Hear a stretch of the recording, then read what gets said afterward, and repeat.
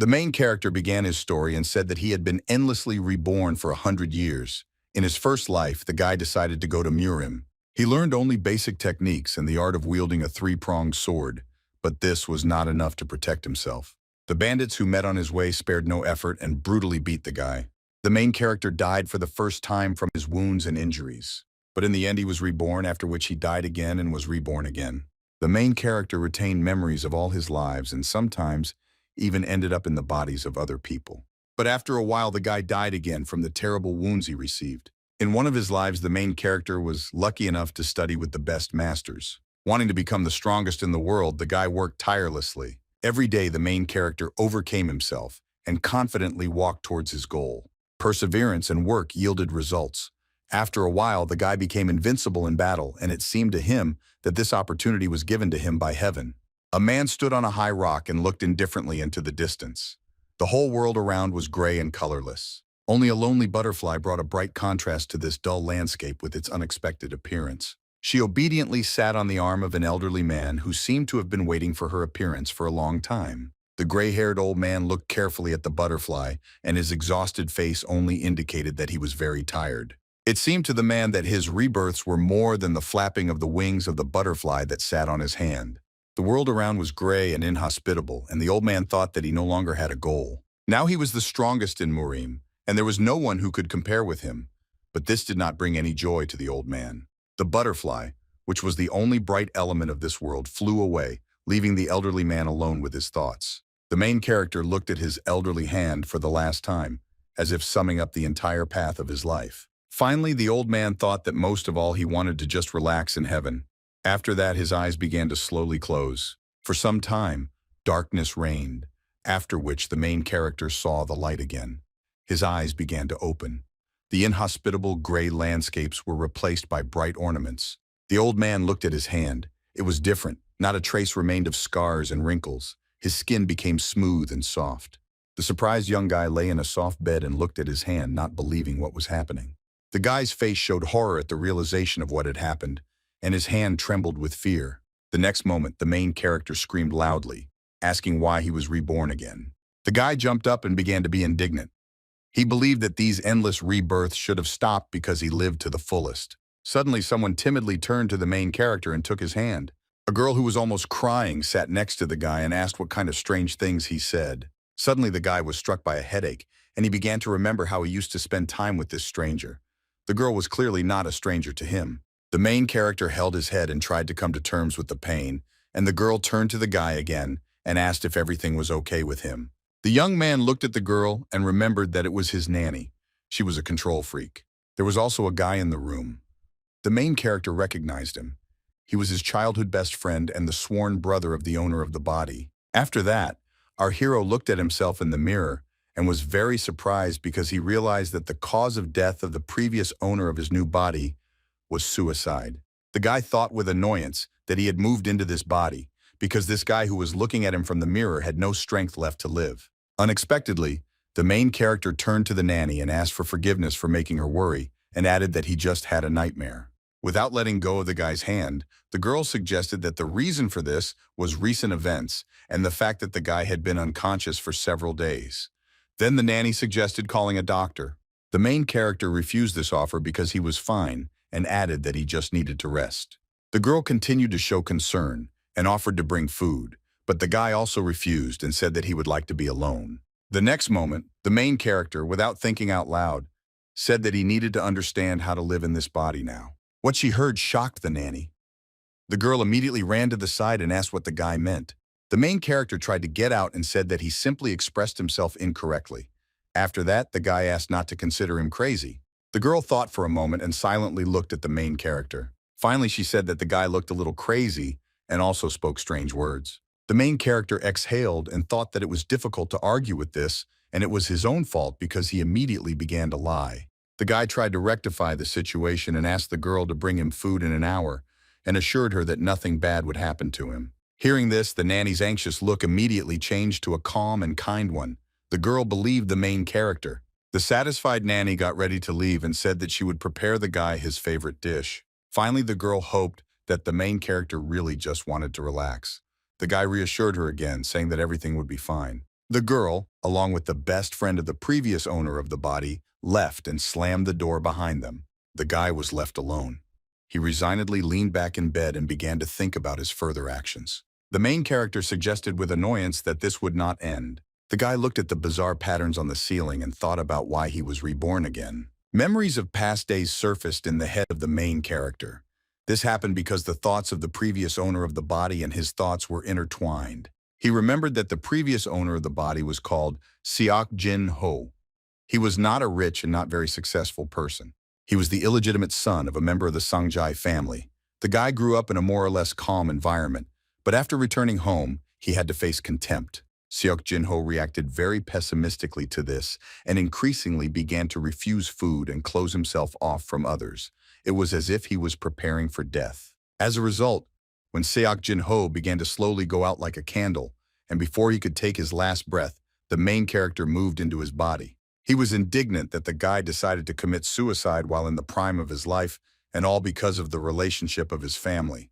Moreover, there were people on his side who valued his life more than their own. One day, the guy's best friend noticed that on a cold winter evening, Seok Jin-ho was dressed very lightly. He gave him his outer clothing and asked permission to take him home. The nanny immediately showed up and was indignant that the guy returned so late, although he said that he would go out for a walk for a short time. Seok Jin-ho could only answer that he didn't notice how quickly time flew by. Suddenly, the guy's named brother grabbed him and quickly carried him home in his arms. The girl asked her master to sit down quickly because the food was already ready, but the guy was unhappy that he was treated like a child.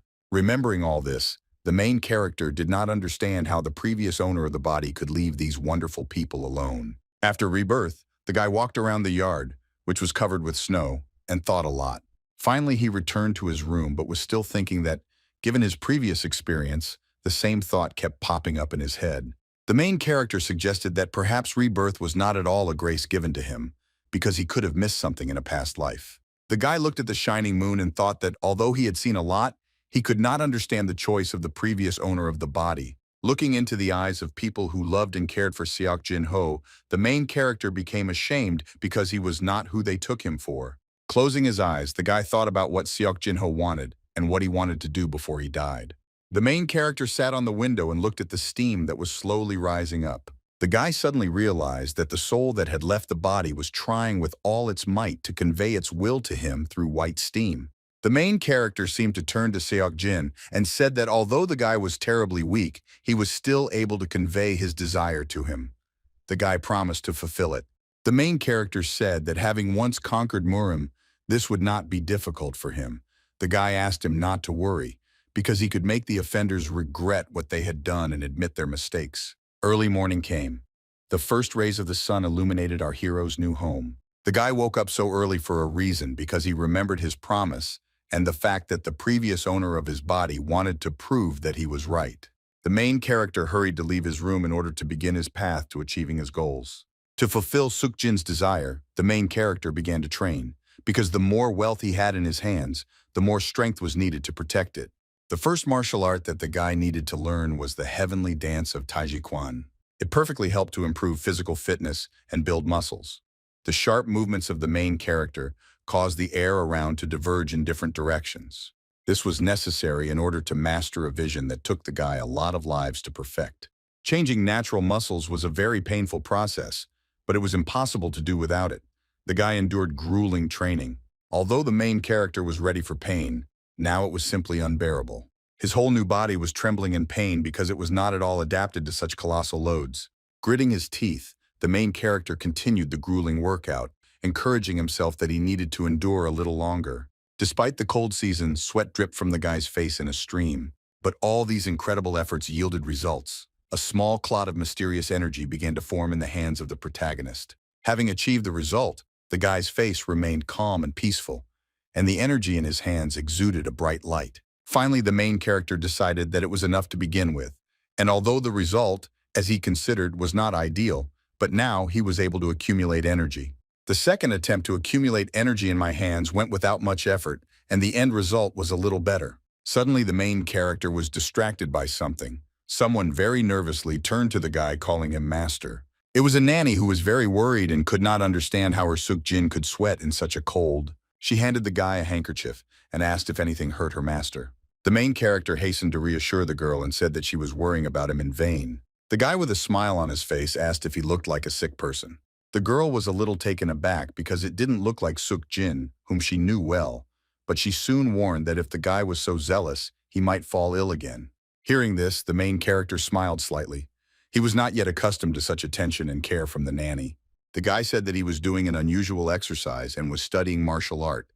The girl was very surprised and could not believe what she heard. Seok Jin added that in order to protect the nanny, he needed to become strong. The girl was touched by this answer, but said that she herself could protect both herself and the guy. After that, she again advised him to take better care of his health. The main character turned to the nanny and said that she was unlikely to succeed because he was asked to do something. The girl was very surprised because her master had not met anyone recently except her and Yoon. Seok Jin also asked that if the nanny met Yoon, then call him to him, because the guy wanted to teach him this too. For some time, the girl silently looked at her master with distrust and misunderstanding. Still, she threw extraneous thoughts away and thought that she should have trusted the guy because she had never seen him so stubborn. As she left, the girl looked at the main character with a smile and said to herself that she would support her master. Winter passed unnoticed for our heroes. Young plants were warmed by the warm spring sun. As the main character Yoon wanted, he began training in martial arts and already had significant success. From the side, Seok Jin silently watched the guy and made sure that the exercise was calculated correctly. Finally, he said that his assumptions were correct and did not deceive him because Yoon had the ideal physique to study the heavenly iron fist. After this, the main character clapped his hands, which symbolized that the training was over for today. Smiling, Yoon asked his master to evaluate his progress because it seemed to him that he had become a little stronger. Seok Jin answered honestly that at first he thought that mastering this art would take a lot of time for the guy, but now he thought that Yoon would soon learn it. The main character added that if a guy masters this martial art, he will be able to resist even powerful people, so he had to continue in the same spirit. Yoon was very pleased with these words. He thanked the master for giving him such a chance and promised that he would become a strong warrior to help him. Seok Jin asked the guy not to belittle himself and added that he was like a brother to him. From such touching words, Yoon's face turned red and his eyes filled with tears of happiness. Unable to withstand the influx of such strong emotions, the guy hugged Seok Jin tightly. The main character was very surprised and not knowing what to say. He just thought about how emotional Yoon was. Immediately, the nanny came out of the house with a tray in her hands. She offered the guys a little refreshing water to drink with a smile. Seok Jin happily accepted this offer. Suddenly, he heard someone's loud voice. From behind the wall that fenced off the courtyard from the street, orders were heard that it was necessary to hurry up because tomorrow guests would come to some gentleman. Seok Jin was surprised by this and asked what was the matter. The girl told her master that tomorrow the head of the clan would have a celebration. The main character completely forgot about this, despite the fact that he had already been told about it before. Suddenly, the nanny asked if the guy was okay. Seok Jin didn't understand why the girl suddenly asked this. The nanny said with annoyance that the guy would have to meet his brothers at the holiday. After that, she suggested that it would still be difficult for Seok Jin to see them. The main character crossed his arms and was skeptical about this assumption. The guy advised the girl to worry not about him, but about his brothers. Nanny was very surprised and could not believe such determination of the main character. The girl looked at her master and thought that he had changed a lot since that incident. After that, the nanny admired how brave Seok Jin was and said that she shouldn't have left behind him. The girl added that she had already prepared the gift, and therefore the guy did not need to worry about anything. The main character was surprised because he knew that they did not have money for this. The nanny said that they didn't have to buy rice with money. Besides, she sewed the clothes that Seok Jin wore herself. The main character looked at his clothes and couldn't stop being amazed at the girl's skills. The guy looked at the smiling nanny and could not believe that the people who surrounded him loved him so much, although they were essentially strangers to each other. Seok Jin turned to his friends and said that since he had a reliable nanny and Yoon, he could go on a holiday. The girl also added that this reception will be attended by famous personalities from all over the world, so if the main character shows his best side, he may be able to become a student of one of them. Seok Jin, calling these famous personalities old men, said that this was not necessary. After this, the main character added that he had changed, and all this was thanks to the people who believed in him. The guy was sure that even greater changes awaited them in the future. A huge palace was visible on the horizon of fate. The main character said that today he would take the first step towards this, but so far he could not tell his loved ones what exactly awaited them then. Seok Jin turned to his friends and asked if they were ready to continue being with him. Encouraged, Yun and the nanny happily agreed to this and promised that they would always follow the main character.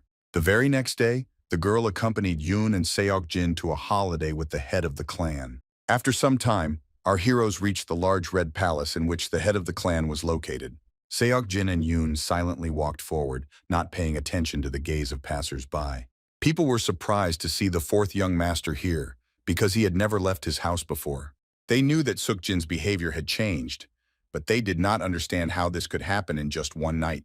The main character didn't like that strangers were gossiping about him, but nothing could be done because the guy understood that he really had lived a miserable life. Suddenly, someone blocked the path of our heroes and said that he did not believe that Seok Jin had really changed. A tall young guy with a sword in his hand will appear in front of the main character. Judging by his clothes, he was not a commoner. Seok Jin remembered that the guy who addressed him was called Seok Manhwa. The old acquaintance continued to say that today was the head of the clan's birthday, and therefore he could not let the main character pass further. Seok Jin did not understand what all this was about, and recalled that he was the fourth young master, and the guy who stood opposite was just an ordinary student. Seokman replied that he was only a month younger than the master and asked him not to be arrogant. After that, the guy already wanted to remind who had the higher rank here. But Seok Jin was not at all surprised and said that Seokman was just a second-rate warrior. These words hurt the guy. He replied that at his age it was a great success to reach such a post, after which he said that Seok Jin should keep quiet because he himself lived no better. The main character easily answered that he simply knew how to enjoy life. Seokman got very angry and swung his fist. Seok Jin, not at all afraid, suggested that the guy wanted to fight and, as if agreeing, said that the weather was good today and there were no witnesses. Seokman immediately calmed down because he knew that there were quite a lot of people around and some of them were already carefully watching what was happening. Fortunately, Seok Jin said that he had work to do but asked the guy not to worry because he would soon fulfill his wish, perhaps even tomorrow. Seokman got angry again and demanded that the main character not dare to evade. But the guy calmly walked past his old acquaintance and asked him not to be so angry. When leaving, Seok Jin thought that he just needed an opponent to test his strength, and Seokman was suitable for this because he had a good reputation in Shijiazhong. In addition, the main character felt that he had to return the favor to Seokman for the pain he caused Seok Jin. Meanwhile, more and more people were gathering at the clan head's palace. Yun was surprised by so many people and thought that the organizers of the holiday had gone a little overboard. Suddenly, Seok Jin noticed two elderly men in the crowd and said that the 5 colors of Clint could be seen on the flags of 10 central and western countries. The main character remembered that these strangers were the elders of Cheonan and Hwasan. The guy said that they were members of very wealthy families who were far from these lands. Yun believed that their presence here was a sign of respect for the head of their clan. The guy also added that a lot of guests had come, and therefore they would have to wait a long time for their turn. Seok Jin said that nothing could be done, and then asked if Yoon meant that he should have communicated more with people. But the guy replied that that was not the case. The main character thought that, because of the long line, they had time for a walk. The next moment, the guy drew attention to Seokman, saying that it was funny to see how he revolved around people, and suggested that this was the only thing he knew how to do. Seok Jin continued to look at Seokman, and was surprised that just a minute ago the guy was acting like God knows what. Yoon was trying to hold back his laughter. Suddenly, the elders surrounded the main character and began to discuss the guy, saying that there was nothing to see here, but there was something strange about him. The old men continued to examine Seok Jin until he turned to them and asked what was the matter. The elderly men admitted that it was rude on their part and asked for forgiveness, but they simply could not ignore such an unusual physique. The old people began to wonder what the guy's name was and what clan he was from. They also assumed that the main character was self-taught and therefore asked how long he had been practicing martial arts. The guy reluctantly answered that his name was Seok Jin Ho, and he was the 4th son of Mr. Seok. He saw no point in answering other questions and therefore hurried to leave. The old men blocked his path and asked the guy not to rush because he had not yet found out who they were.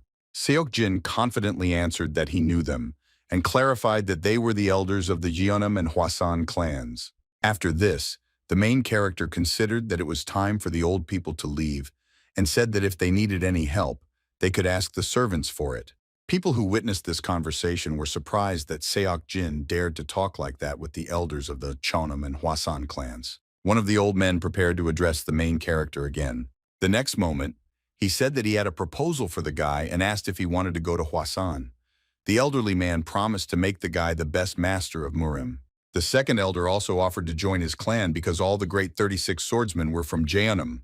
Seok calmly replied that he was not eager to leave his reclusive lifestyle and therefore dared to refuse the elder's offers.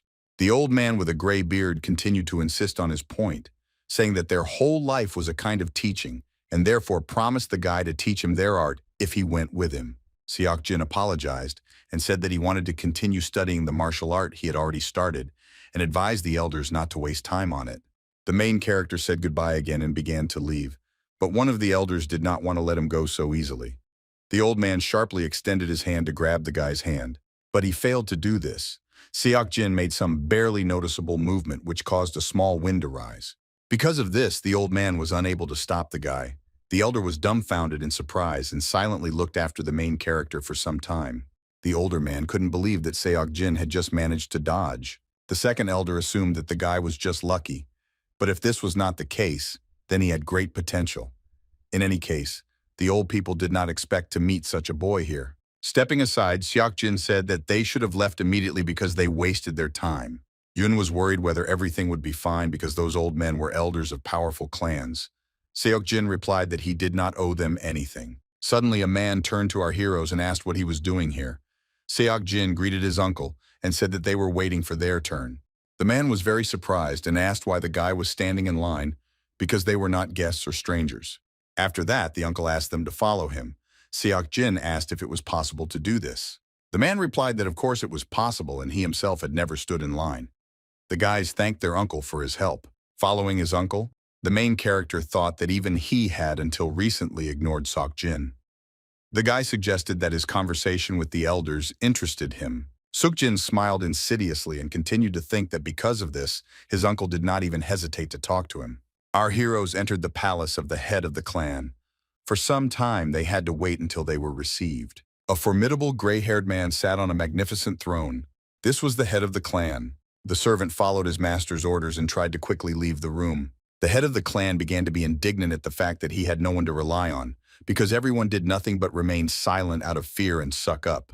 Unexpectedly, another servant said that Seok and Seok wanted to meet Mr. Man and allowed them to come in. A moment later, our heroes were in a hurry to appear before the head of the clan. Seok greeted his master and said that he came with Jin Ho-gi, holding a large box in his hands. The main character bowed respectfully before the head of the clan and congratulated him on his birthday. Handing out the gift, the guy said that Yun and his nanny had prepared it. The man accepted the gift but was surprised that usually everyone said that they gave the gift themselves. Opening the box, the man said that there was nothing better than sincerity, and therefore he accepted the guy's gift with joy. The head of the clan appreciated Seok gift and said that it was excellent. He also said that he heard that the elders from the Jeonnam and Hwasan clans were interested in the main character. The guy confirmed this. The man asked which of the two clans the guy would like to choose, but Seok immediately answered that he was not interested in either of them. The main character again insisted that he wanted to continue studying the martial arts that he had already begun. The head of the clan laughed and said that he thought that the guy was hopeless, but it turned out that he had big plans. Seok replied that he simply decided to start life from scratch. After this, the man offered his help to the guy, but the guy, thanking the head of the clan, replied that for now he could cope on his own. The man praised the main character but suggested continuing the conversation next time. Seok bowed respectfully again and said goodbye to his father. Within a moment, the head of the clan was left alone and could think about what had happened. The man was surprised that elders Hwasan and Jeonnam showed interest in Seok. Moreover, the guy himself spoke to him confidently. The head of the clan smiled and thought that he should have followed the main character. The next moment, the man called to himself a servant who was ready to fulfill any request of his master. The head of the clan threateningly ordered his faithful subordinate to look after Seok. The servant immediately obeyed. The man decided to take these measures because he felt that there was clearly something in the main character, and he should have found out more about it.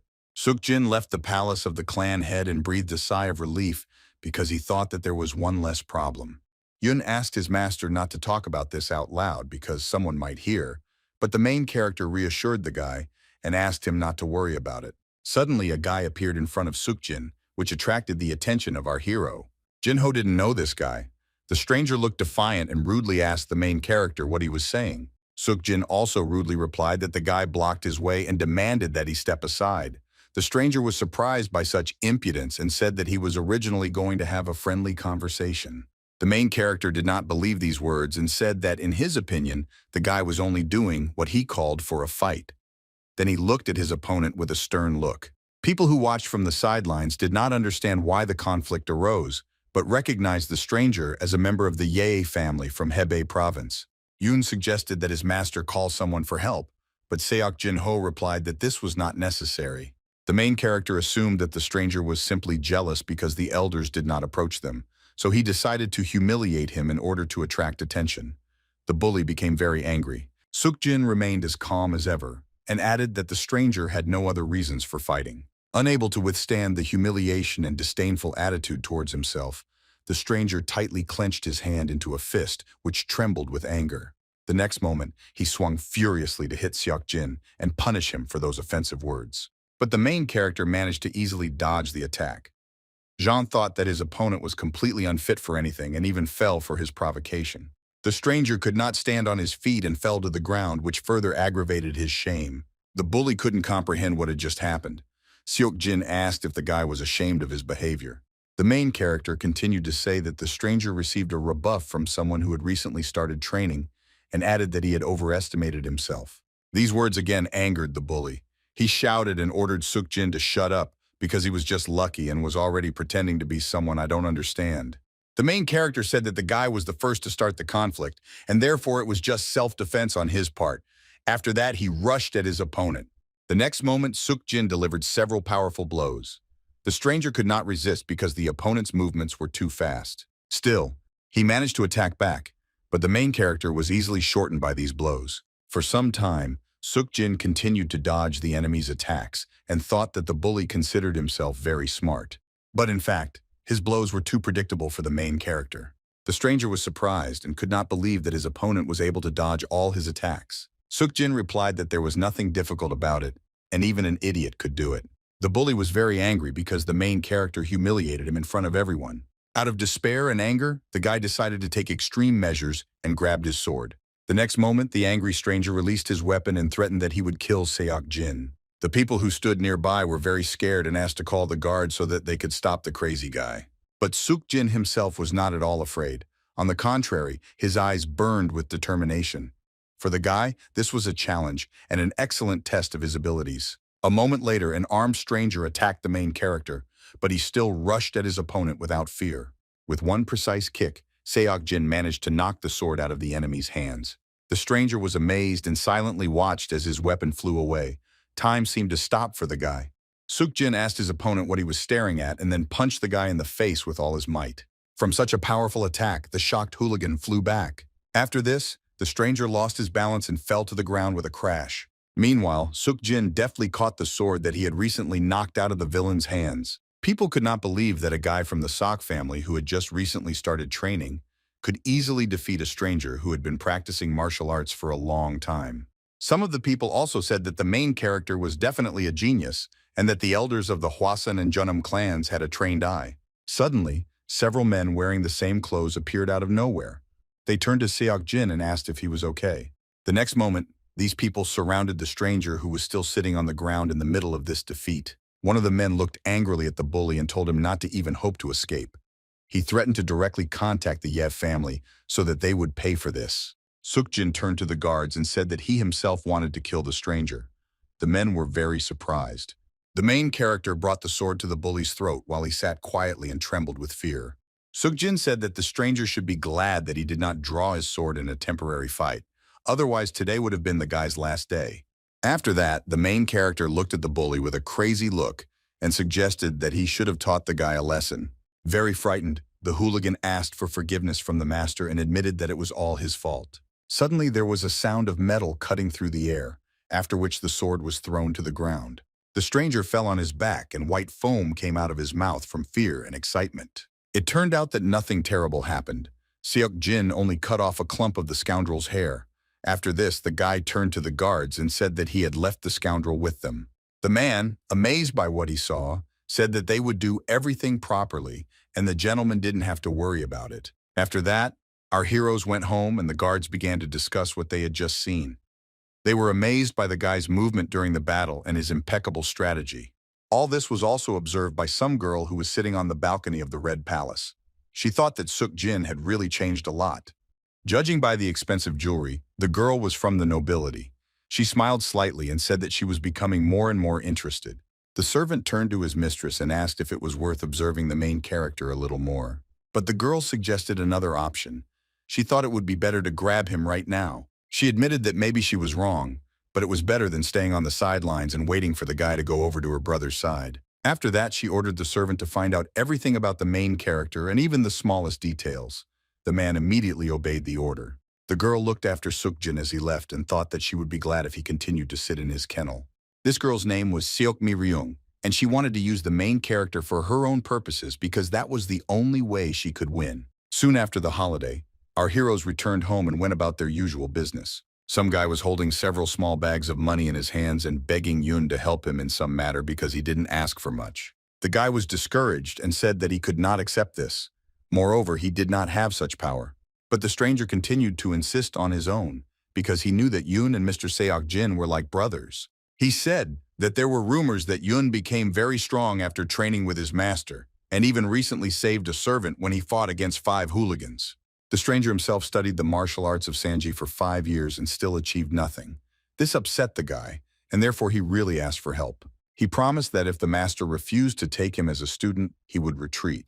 But given his age, this was his last chance. Yoon felt sorry for the guy, and he agreed to help, but immediately warned that there was no point in hoping for success because everyone knew the gentleman's difficult character. Suddenly, Seok Jin Ho appeared out of nowhere and asked what the guys were doing here. The guys bowed respectfully to Mr. the main character, ordered Yoon to kick out everyone who interfered with his training. For some time, the stranger silently looked at the gentleman and tried to gather his thoughts in order to turn to him and ask for a favor.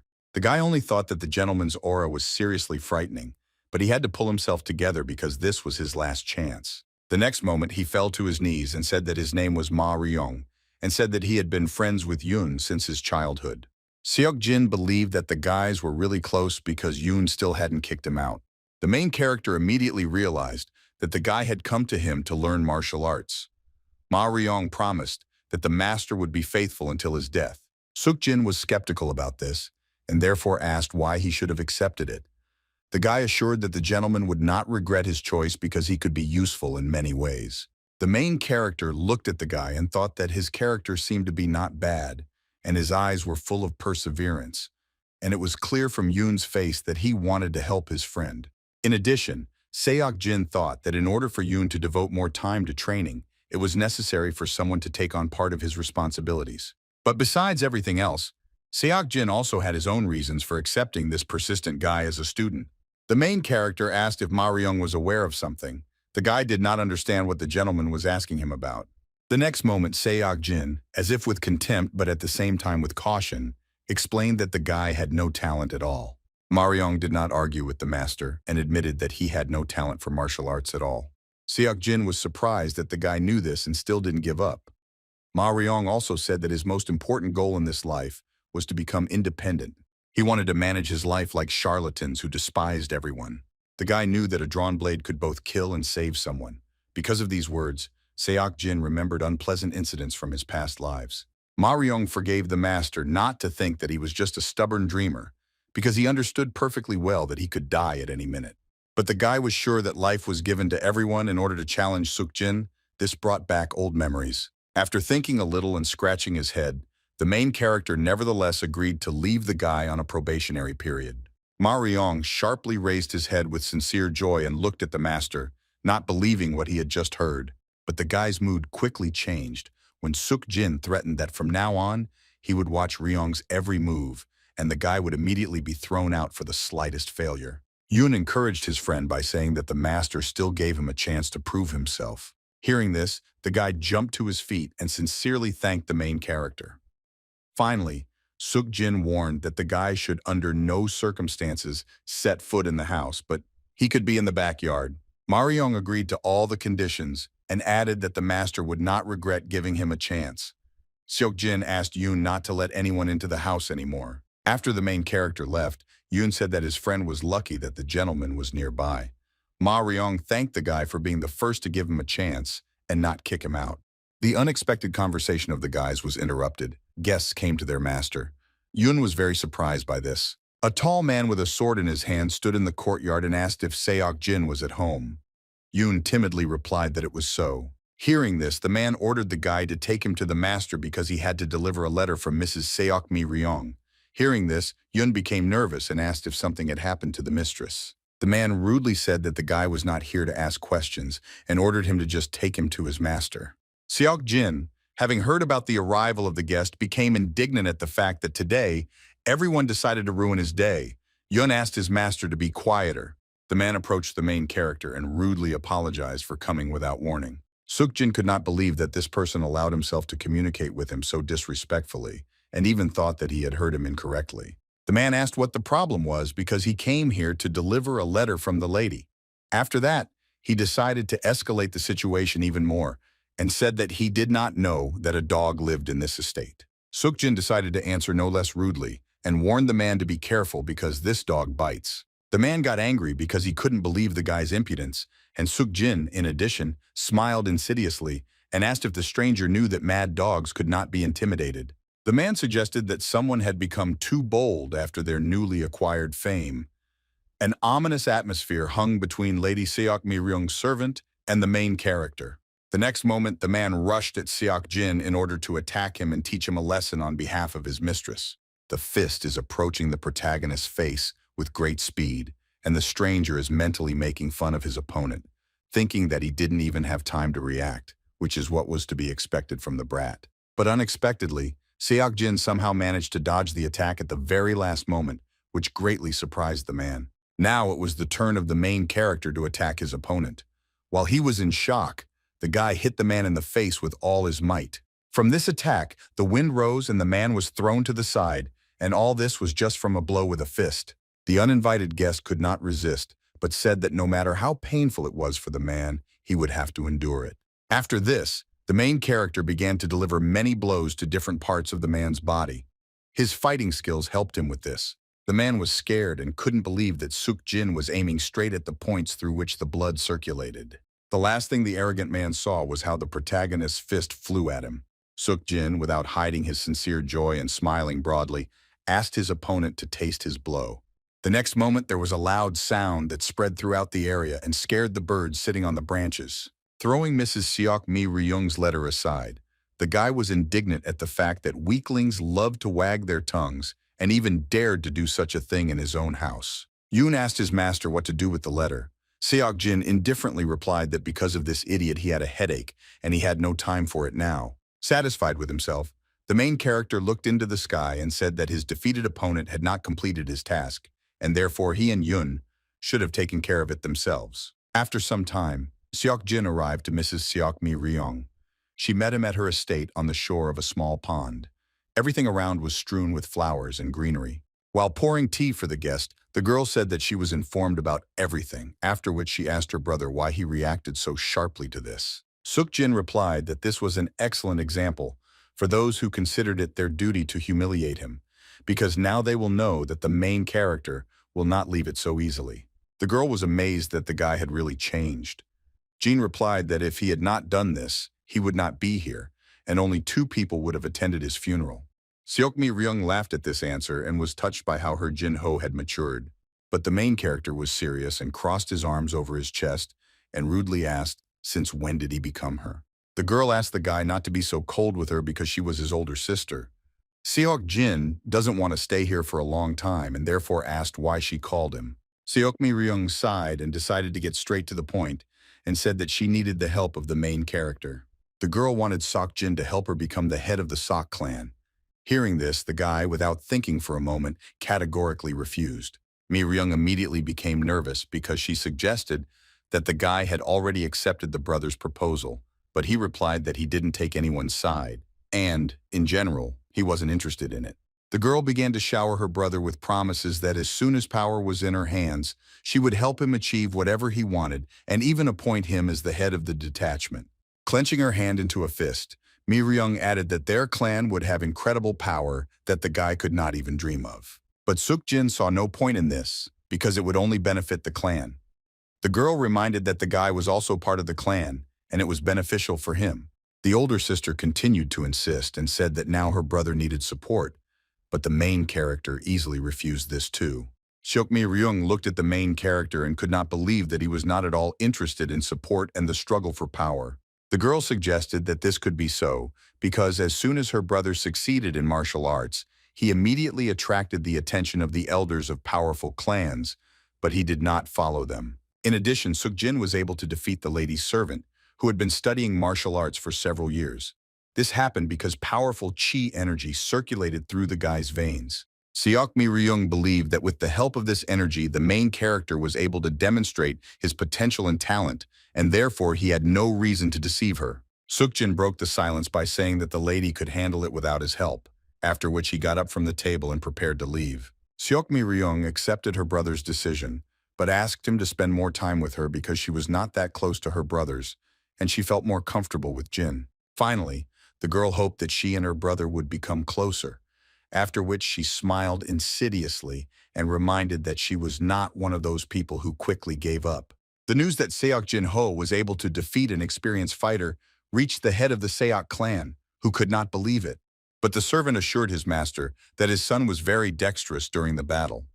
The man was interested in how much progress the main character had made in the study of martial arts. The servant said that during the battle, the guy was able to defeat the man due to the fact that he aimed at the point where the blood flowed, and it was not just luck. The head of the clan wanted to meet with the guy, but the servant said that this couldn't be done. The man couldn't understand why and suggested that Seok-jin was injured during the battle. But everything turned out to be much simpler. Early in the morning, the main character left his estate alone and went to wander through the dense forest. Overcoming one climb after another, the guy noticed that the mountain remained the same, and thanks to it, he would not get lost. Suddenly, he heard strange but familiar sounds that were not typical for this place. This immediately attracted Seok-jin's attention. Let's quickly find out what's wrong. He quickly jumped up in order to quickly get to the source of the strange sound. Overcoming an increasing distance, the sound became louder, and now the main character could definitely determine that it was the clang of a weapon. Finally, he saw the source of this sound. In the distance stood two people, one of whom was armed with a halberd. It was a girl whose clothes were stained with dirt, and she herself could barely stand on her feet. The stranger, gritting her teeth, looked angrily at her opponent. Her opponent, although unarmed, looked frightening. His long beard and sharp claws betrayed his wild origins, and his crazy look only confirmed this. The man said that he was just bored and invited the girl to have some fun, after which he laughed. But suddenly something distracted him. The reason for this was Seok Jin-ho, who appeared out of nowhere and stood between the opponents. The guy immediately understood what was happening here. The main characters turned to the crazy man and asked if he wanted to have some fun with him first. The savage immediately snapped at Seok Jin and rudely asked who he was, but the main character replied that it didn't matter. The guy continued to say that the only thing that mattered was that the man dared to attack a woman in broad daylight and was walking out, so he was still that bastard. The exhausted girl said that this man was a demon of lust and asked the guy to be careful because he used poisons, and it was because of this that she was now in such a pitiful state. Seok Jin felt sorry for the poor girl who suddenly encountered trouble like this. Unfortunately, in Gangho, not such things could be seen. Soon the guy's thoughts were interrupted. The wild man ran towards the main character in order to attack and said that the guy should not have let his guard down. But this was not the first time Seok Jin had encountered a similar situation, and therefore was able to calmly dodge the attack of the demon of lust. The main character laughed at this ridiculous surprise attack from his opponent. The demon got nervous and asked how Seok Jin was able to dodge so much, to which the guy replied that he did not intend to stand like an idol. The main character noticed a stone lying nearby and decided to demonstrate to his opponent what a truly unexpected attack should have looked like. The next moment, Seok Jin kicked this stone with all his strength, which flew towards the demon of lust with great speed. In order to protect himself from this attack, the wild man put his knee forward and took a blow from the stone. After this, the demon said that this would not stop him and believed that if this was all that Seok Jin was capable of, then he was a mediocre idiot who just wanted to impress the girl. The man felt that he should have acted more decisively, and to do this, he concentrated dark, otherworldly energy in his hands. He threatened the main character that he would finish him off with one blow, after which he tried to attack his opponent again. Seok Jin was again able to dodge the blow without much effort, and said that the demon was even more of an idiot, since he was confident in the unpredictability of his attacks. The main character added that he was no longer used to fighting with guys who were only good at wagging their tongues, after which he hit the demons in the stomach with all his might. The enemy was shocked, and his eyes hardened from piercing pain. The outcome of the battle was already a foregone conclusion. The wild man, having been severely injured, could no longer continue the fight, and with his last strength, stood on his knees trying not to fall to the ground. Seok looked at the defeated opponent and waited for the continuation because he knew that this was not the end. The guy prepared to finish what he started. He struck the villain several blows on the back. Unable to resist, the exhausted demon of lust fell to the ground, but he did not die. The main character just blocked his acupuncture points. Seok turned to the stranger and said that for now this was enough, because the main thing was that the girl was now safe. The girl could barely stand on her feet, but still found the strength to thank her savior. The guy assured that for him, it was nothing. Suddenly, someone from the forest turned to the stranger. This attracted the attention of the girl and Seok. The tall man was worried and asked what happened here. The stranger was glad to see him and called him her uncle.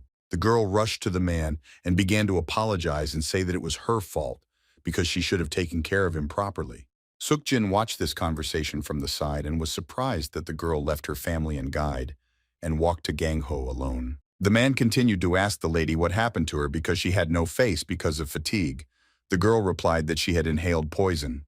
The man sat the girl down on the ground and said that it would not be easy, but he would try to cleanse her of the toxin. The uncle put his hands on the lady's back and began to concentrate the chi energy in order to separate and extract the poison. The next moment, the girl's whole body glowed brightly, and the man asked if the lady felt better. The girl replied that she felt better and thanked her uncle. The man was glad to hear this. After that, he approached Seok and bowed respectfully and thanked him for his help. The man introduced himself by saying that his name was Baek Sang-gon. He was from the younger Peng family. The girl's name was Pang Na-young. The main character suggested postponing the acquaintance for now, because now it was better to take care of the guy who was lying on the ground nearby. Seok was mentally indignant at the fact that every time it turned out that he was getting involved in someone else's business. And at this time, the girl told her uncle that this guy was a demon of lust. The man examined the guy and thoughtfully said that usually demons were quite strong creatures and could easily defeat even an experienced fighter. The girl said with admiration that Seok was able to deftly deal with the demon and defeated him with just one blow. Hearing this, the main character thought that he should have left here as quickly as possible. The man was interested in these words. He turned to the guy and asked who he was, but the next moment he fell silent. The place where Seok had recently stood was now empty and the guy himself was nowhere to be seen. He seemed to have disappeared. The man wondered who this stranger was who could easily defeat such an opponent. He still felt the power of the demon because he had personally experienced the power of his poison. The girl was upset because the guy disappeared without even saying his name. Seeing this, the man promised to definitely find the stranger because there weren't many warriors of his level here. The lady was glad to hear this. Seok went deep into the forest but still heard the voice of a man who said that he and the girl roughly knew where to look for him, and it wouldn't take much time. The man added that it was not customary for the Pang family to remain in debt for the rescue, and they had to properly thank the guy. The girl promised to make every effort for this. Meanwhile, Seok continued to wander through the forest until late at night. Only the light of the moon did not allow him to get lost. The main character seemed to be looking for something. The guy told himself that what he needed was definitely somewhere here, because everything was exactly the same as before. Seok continued to walk through the dark forest and looked under every bush without losing hope of success. Suddenly the guy began to smile because he had finally found what he had come so far for. Seok looked at some unusual plant that was illuminated by the moonlight and was pleased with himself because his memory did not let him down. The main character was about to pick the plant, but something caught his attention. A black cat with big yellow eyes looked at the guy and hissed as if defending his schedule. Seok realized that the animal was stubborn and therefore politely asked to be allowed to use a little force. The cat seemed to understand what the guy was saying and therefore was completely covered in chi energy. The main character immediately realized that this cat was a spiritual being and also very young. Suddenly the cat calmed down and turned his attention to something. The next moment, the animal jumped away from Seok and hissed again. The guy realized that the cat was scared because he could see his inner strength. The main character extended his hand to the cat and asked him not to be afraid. The guy wanted to feed the animal and therefore began to look for another plant, which was ginseng. Sometime later, Seok Jin and the cat found a suitable place for a meal. The guy managed to find 2 ginseng roots that were 60 years old. Seok Jin and the black cat began to eat this plant with great appetite. Chewing well, the main character thought that judging by the taste, he had made the right choice. The guy already felt with all his might how energy filled his body. He knew that he had to immediately absorb it and pave the way for 100 years of energy in his body. With her help, Seok Jin planned to combine his chi energy with the energy of the great god of the earth. The main character began to sit quietly and concentrate on the task at hand, while chi energy hovered around him. After some time, the guy finished his meditation and breathed out a sigh of relief, because the goal for which he had come all this way had been achieved. Suddenly, a black cat appeared behind Seok Jin. The guy was very surprised that he had been waiting for him all this time. I got to my feet. The guy thanked the animal for protecting him and promised that if they met again, he would definitely repay him. But the spiritual animal seemed to not want to be separated from the main character and therefore pressed against his leg and then began to purr. Seok Jin was surprised and assumed that the black cat wanted to go with him. The animal meowed approvingly. The guy did not argue and put the cat on his shoulder and said that he had already come up with a name for him and now he would be called Blacky. It was early morning. The main character was only now able to return home. The black cat looked around like a proprietor and climbed onto the roof. Seeing this, Seok Jin said that now this territory was under the protection of Blacky. The animal meowed approvingly. The guy didn't take his eyes off his new friend and said that he didn't know how long he would stay in this estate, but while he was here, the cat didn't have to worry. Suddenly, someone addressed the main character in an excited voice and attracted his attention. It was Ma Ryong who was going to the guy along with Yoon and the nanny. The servants were very worried because Seok Jin left without warning them and didn't even leave a note. The nanny happily hugged the main character and asked if everything was fine with him, but there was nothing to worry about. Yoon asked his master how his mission went. Seok Jin replied that everything went well because he was able to do everything he planned. The nanny drew attention to the black cat that was clinging to her and, very surprised, asked where it came from. Seok Jin stated that his name was Chernish and from that day on he would live with them as his subordinate. The nanny was stroking the cat and did not understand how such a small ball of fur could act as a subordinate, but Seok Jin replied that the animal was now very dangerous and quite strong. The main character explained that the cat had eaten a sufficient amount of ginseng, and therefore now there was great power in his body, but the girl still did not believe that the cute animal could be dangerous. Ma Ryong envied the black cat because the animal was already a subordinate and the guy was still on probation. Seok Jin saw the guy's puzzlement and asked what happened to him. Ma Ryong decided to answer that he just got excited when he saw his master. After this, the main character asked how the guy's training went, to which Ma Ryong replied that he worked hard with Yun. Seok Jin replied that he would check it later, but for now the guy wanted to rest, so he ordered his subordinates not to disturb him and mind their own business. The main character went to his chambers while his comrades tried to get to know the black cat better. The sun was already high. Blacky was still sitting on the roof and doing the usual things for a cat. The general silence and calm was interrupted only by the loud screams of Ma Ryong. The guy tried to advance in the study of martial arts, but the black cat was not impressed at all, and he yawned from boredom. Ma Ryong noticed this and took it as a personal insult because the cat clearly considered himself superior to him. The guy tried to count the animals, but it soon became clear that it simply ignored him. Seok Jin and Yoon laughed when they saw this because they couldn't believe that the guy was quarreling with a black cat. It seemed to Ma Ryong that Chernish was not an ordinary cat. This guess was confirmed by the main character and said that he could be upset if he was treated so rudely. Seok Jin added that the cat could even hit the offender, but Ma Ryong complained that the only one who was insulted here was him. The next moment, Chernish hit Ma Ryong in the face as if punishing him for rudeness and lies.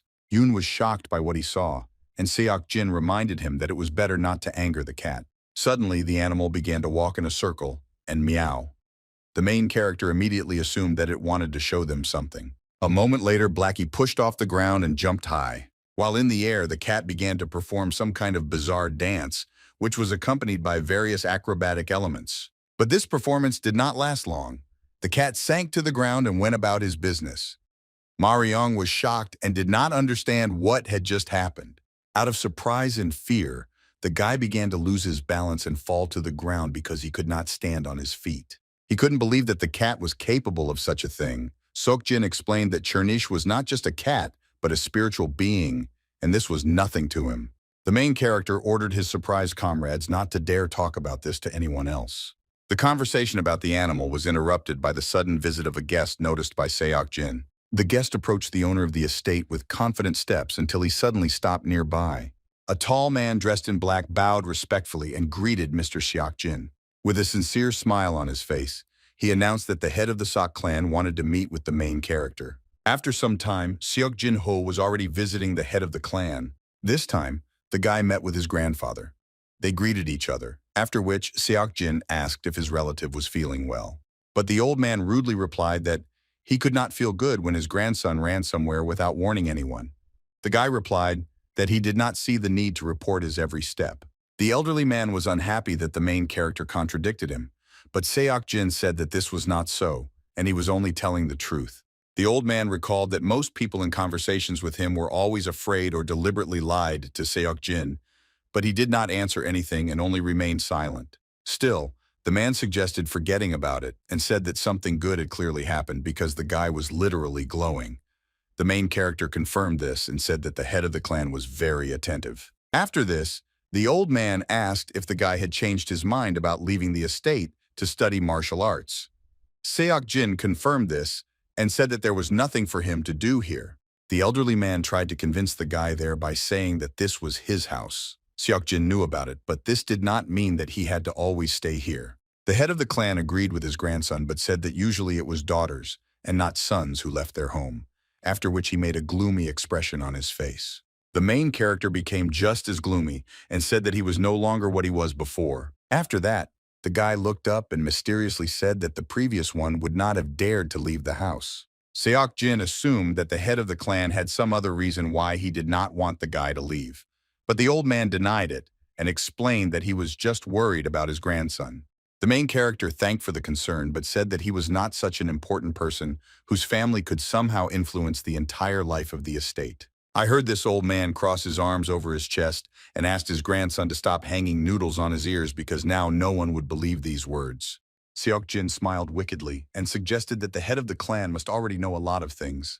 These words made the old man think. He couldn't believe that this kid had long ago come up with a plan to escape from the estate. The head of the clan took into account what happened the other day and decided that the guy was quite capable of creating a brilliant plan. The elderly man decided to ask his grandson a question but asked him to answer it honestly. He asked what the guy was going to do after leaving and whether the dragon's tail was not enough for him.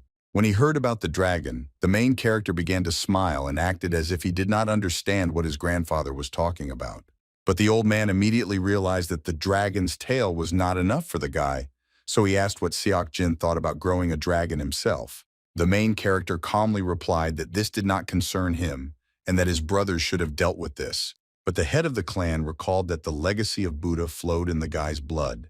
Seok Jin clarified that this was only half, and therefore he did not want to interfere in family affairs.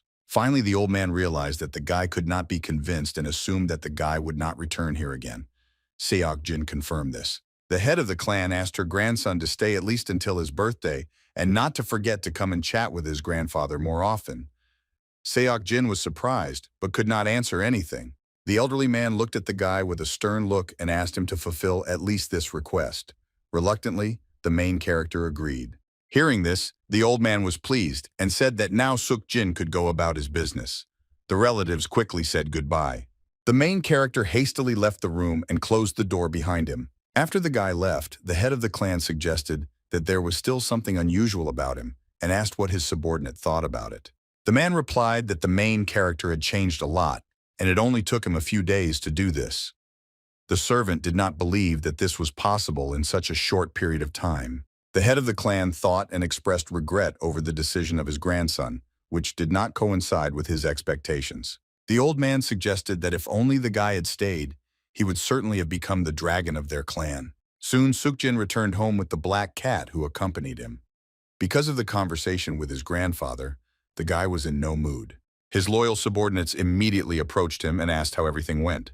Yun noticed that the gentleman's conversation lasted longer than usual, but the main character said that this was not so, and he was delayed because on the way, he looked at Mrs. Seok Mi Ryong. Yun did not expect to hear about the lady and assumed that something had happened, but Seok Jin assured that nothing serious had happened.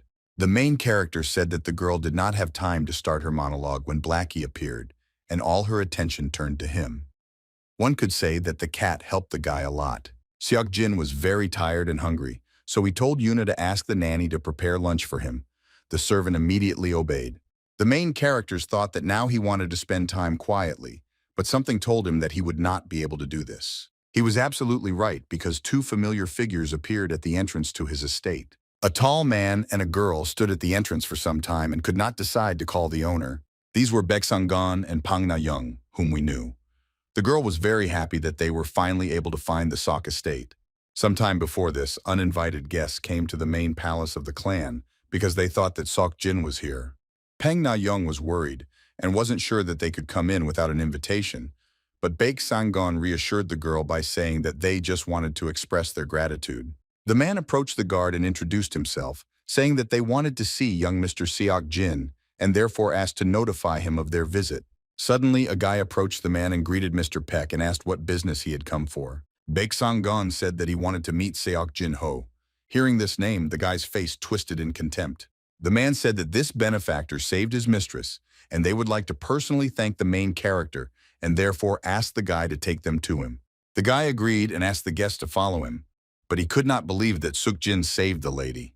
The guy led the guest to the main character's house, but his steps were heavy and for some reason his legs were shaking. As if sensing the approach of uninvited guests, Seok Jin had some kind of bad feeling. The black cat meowed in agreement with his owner. Baek Sang-gon and Pang Na-young were already very close and smiled when they saw their savior. The guy who accompanied them was gloomy. He couldn't understand how the guests met Seok Jin in the first place.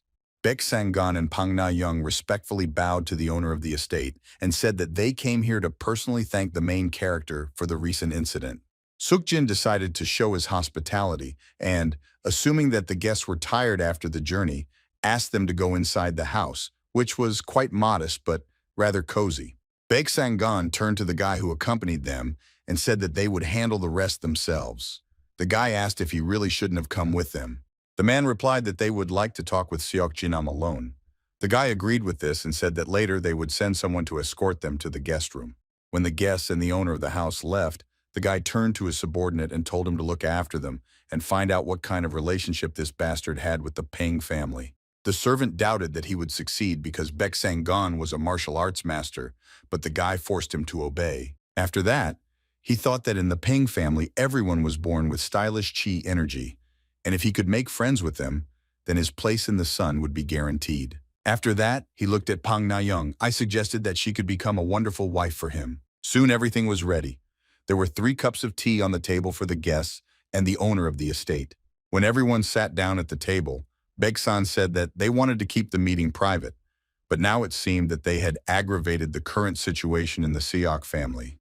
The guy said that everything was fine. The man looked at the guy carefully and thought that he never ceased to amaze him. After all, such a beautiful girl was sitting in front of him, and he didn't even bat an eyelid, although his brother, who accompanied them, immediately noticed her. Suddenly, Pang Na-young took out some kind of package and embarrassedly put it on the table. Seok Jin asked what it was. The girl began to unwrap the package and say that it was a small gift because she wanted to thank the guy for saving him in this way. The package contained a golden tablet.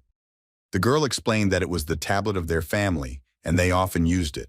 It offered many privileges and cost a lot of money. Seeing the golden plaque, Seok Jin was very surprised and could not believe that his guests called it a small gift.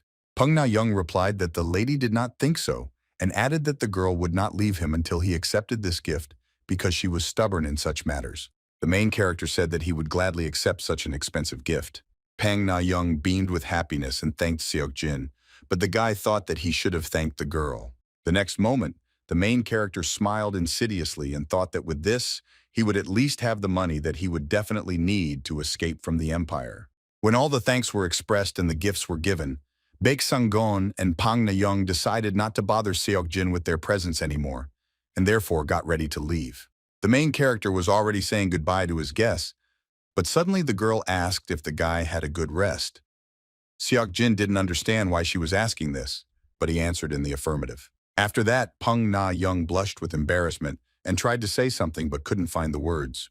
Seok Jin noticed this but didn't understand what exactly the girl wanted from him. Finally, Pang Na-young timidly asked if the main character wanted to fight her. This question discouraged Seok Jin and began to doubt whether he had heard everything correctly. Nevertheless, the guy came to his senses and agreed with the girl and said that they could start the fight as soon as she was ready. Peng Na-young was already holding her weapon in her hand, and Suk-jin, taking out his sword, said that he would give the girl a head start for a couple of minutes. The lady grabbed her halberd tightly and promised to give it her all in this battle. The girl smoothly raised the sharp blade up in order to swing well. After that, Peng Na-young sharply cut the air with her weapon, causing a small wind to rise. It seemed that there was no point in this, but the girl didn't think so. She froze in place and began to concentrate. The next moment, many dangerous streams of chi energy flew towards Seok Jin. The main character was surprised by the girl's skills, but still, without much effort, he was able to deftly dodge all the attacks. Peng Na-young was shocked that she didn't manage to hit Seok Jin even once. Then the girl decided to change her tactics and sharply responded from the ground and rushed towards the main character to engage him in close combat. Not wanting to lose, Peng Na-young swung her weapon with all her might, leaving a trail of chi energy. But this blow did not reach the target because Suk-jin sat down on his feet in time. After this, the main character stated that now it was his turn to attack. His words sounded serious because the guy had no intention of giving in. Suk-jin used his speed to get close to the enemy and then tried to attack him, but the girl managed to block the guy's blow. Nevertheless, Mrs. Peng Na-young was still impressed by the attack of the protagonist. The girl knew that despite the determined appearance of her opponent, he did not really use his strength, but at the same time he was able to attack her so strongly. The lady also suggested that judging by the guy's lightning-fast reaction, he had been studying martial arts for a long time, and his piercing gaze indicated that the guy knew all her subsequent actions. Unable to withstand Suk-jin's onslaught, the girl stumbled a little and began to lose her balance. For the main character, this was a great chance to end the fight right now, and he decided to take advantage of it immediately. But the girl did not intend to lose the fight so easily because of an absurd mistake, and therefore, gathering her strength, she again tried to attack her opponent. Peng Na-young thought that she had the advantage over a long distance, and therefore Seok Jin could not avoid her attack. But suddenly, in an instant, all the girl's hopes were dispelled because she saw something that surprised her very much. Suk-jin was well aware of his disadvantageous position and therefore decided to reduce the distance between him and his opponent as quickly as possible. To do this, he used the sword that served as his support. The main character pushed away from the sword and in the next moment disarmed his opponent with one sharp kick. The halberd flew out of the girl's hands, leaving her unable to continue the battle. But Suk-jin didn't even think about stopping. The guy ran some distance to get his opponent's weapon. The next moment, the main character demonstrated his skill in wielding a halberd, which struck the girl. The sharp blade stopped a few centimeters from Miss Peng Na-young's throat, causing her to raise her hands. This was a symbol that the fight was over. Suk-jin smiled and was pleased with his victory, but he was even more pleased with the fight with a strong opponent. Peng Na-young raised her hands up in recognition of her defeat. Absolute silence reigned for a while. The girl looked at the main character with fascination and still could not understand how he managed to win. Finally, Suk-jin lowered his weapon and said that he was not very experienced and therefore was waiting for advice from the mistress, but the girl answered with admiration that she gently wanted him to succeed. Returning the weapon to Peng Na, the main character said that she had good technique and fast attacks, but she often repeated the same thing. The girl thought that she should have attacked when her opponent did not expect it. After that, she remembered how during the last attack, Seok Jin concentrated all her attention on his sword, but ended up kicking her. The girl called the main character smart. Next, Peng Na-young asked if Seok Jin Ho wanted to fight her again tomorrow. The guy thought for a moment. Still, he agreed and said that it would be good practice for him. The girl was very happy and thanked Suk-jin. After that, they said goodbye. Baek Sang-gon at first thought that Peng Na was giving in to the guy, but he soon realized that he really had incredible abilities, and now Seok Jin was on par with 6 dragons. The girl beamed with happiness and agreed with her uncle. The man, seeing this, assumed that she really liked the main character, but from the look of the girl, everything was already clear. Confused, Peng Na-young turned in the opposite direction and bitterly said that she did not understand what the man was talking about. But soon she turned to face her uncle again and asked with great enthusiasm if the man didn't want to see the peak of Suk-jin's capabilities. Baek Sang-gon thought about it and said that after he saw the main character's abilities, he was interested in knowing what their limit was. The man hoped that as soon as the right moment came, they would get to know Suk-jin better and properly thank him for his help. The girl agreed with this. The small table was littered with various scrolls and documents. Someone was actively working. The next head of the Seok clan, named Seok Myung-il, was sitting at this table and was scrupulously thinking about something. The man asked his subordinate whether Jin-ho had really changed as much as everyone was saying. The servant confirmed this, because he was personally convinced of it. He said that the boy who recently could barely speak became so brave that he was able to reject the offer of the elders of powerful clans and even defeat Peng Na-yong. The servant added that the talent did not manifest itself immediately. Seok Myung-il said that it turned out that the gray mouse was actually a dragon. The man also decided to say that there were rumors that Lady Mi Ryong refused Crown Prince Jin Ryong, but he still insisted on his own. Seok Myung-il, hearing this, sighed heavily and was annoyed because this child did not obey him at all. After this, the head of the clan asked what the man thought about this. The servant felt that they should not interfere in this yet. At this time, Seok Myung-il was carefully looking for something in his book. The head of the clan thought that he should have personally talked to Jin Ryong because his plan was not that bad, but the guy would not be able to make it come true. Despite the fact that the Peng clan was located on the very outskirts of the Five Lands, its members were very smart, and the most powerful Murim was practiced in the clan itself. Seok Myung-il himself wanted to get the jade leaf of this clan. The servant said that he would do this. Seok Myung-il also asked to tell Jin Ryong not to do anything stupid again, because if the relationship between the two clans deteriorates, then the guy will end. A man stroked the black cat and asked if Seok Jin-ho had told him about it. The main character saw this and was surprised that Chernish reacted so calmly to this man. The guest kindly greeted Suk Jin and said that they had not seen each other for a long time. The main character also respectfully greeted the guest. It was his uncle named Doc Volt. After some time, they were already sitting at the table. The man said that he had heard rumors that the guy had changed a lot. Seok Jin replied that he was planning to continue to become better because he was no longer a child. Doc Volt recalled that the main character was only 17 years old, but Seok Jin replied that he was already an adult and asked if his uncle had heard about the methods of growing up of the head of Seok. The man replied that he knew very well about these methods. Suddenly, the main character thanked his uncle. Seok Doc Volt was one of the heads of the Seok clan that ruled Pyoguk. He was the illegitimate son of the head of the clan, just like the main character. Therefore, the man was the only one who perfectly understood Seok Jin-ho and always tried to help him. The man never ignored the guy and was always kind to him, and after meeting the head of the clan, he always went to Suk Jin and spent time with him. The main character believed that since he had made a promise to the previous owner of his body, he needed to show respect to Doc Volt. Suk Jin asked his uncle what was bothering him. The man couldn't believe that the boy he remembered from the cradle had figured him out. The guy replied that the man didn't know how to hide his emotions at all. The main character asked Doc Volt to tell it like it was. The man reluctantly said that he needed the guy's help. The head of the clan said that Pyokuk was in danger, and they needed the power of Baek-sang-gon. Enemies had long been targeting these lands, and the man was afraid that their plans could come true. Doc Volt added that so far they had no evidence, only assumptions, but he assured that the enemies were definitely planning something terrible. Seok Jin doesn't believe that Baek-san will agree to help because he was not an ordinary soldier, but the strongest of warriors, and therefore the guy advised his uncle to reconsider his plan. Doc Volt said that yesterday he made an appointment with the man, but he was busy. Also, uncle heard that Seok Jin would have a special relationship with Mrs. Pang, and she even came to visit him. The main character said that these were just rumors and they barely knew each other. But he, of course, would try to negotiate with her, but did not promise anything. The inspired Doc Volt grabbed his nephew by the hand and asked him to arrange a meeting with Mrs. Pang Na-young, and then he would figure it out entirely on his own.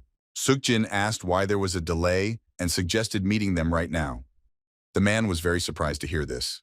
The next moment, the main character loudly said that the guests could already enter. Immediately, the doors to the house opened, and Baek-sang-gon and Pang Na-young appeared on the threshold. The girl was glad to see Suk Jin again, but her uncle, who obviously heard the relatives' conversation, was in no mood. Seok Doc Volt bowed respectfully and introduced himself and said that yesterday they were supposed to meet Baek. Sang-gon recognized the man and clarified whether he was the head of Seokpung Pyoguk. Suk Jin turned to the guests and asked them all to sit down at the table since they all already knew each other.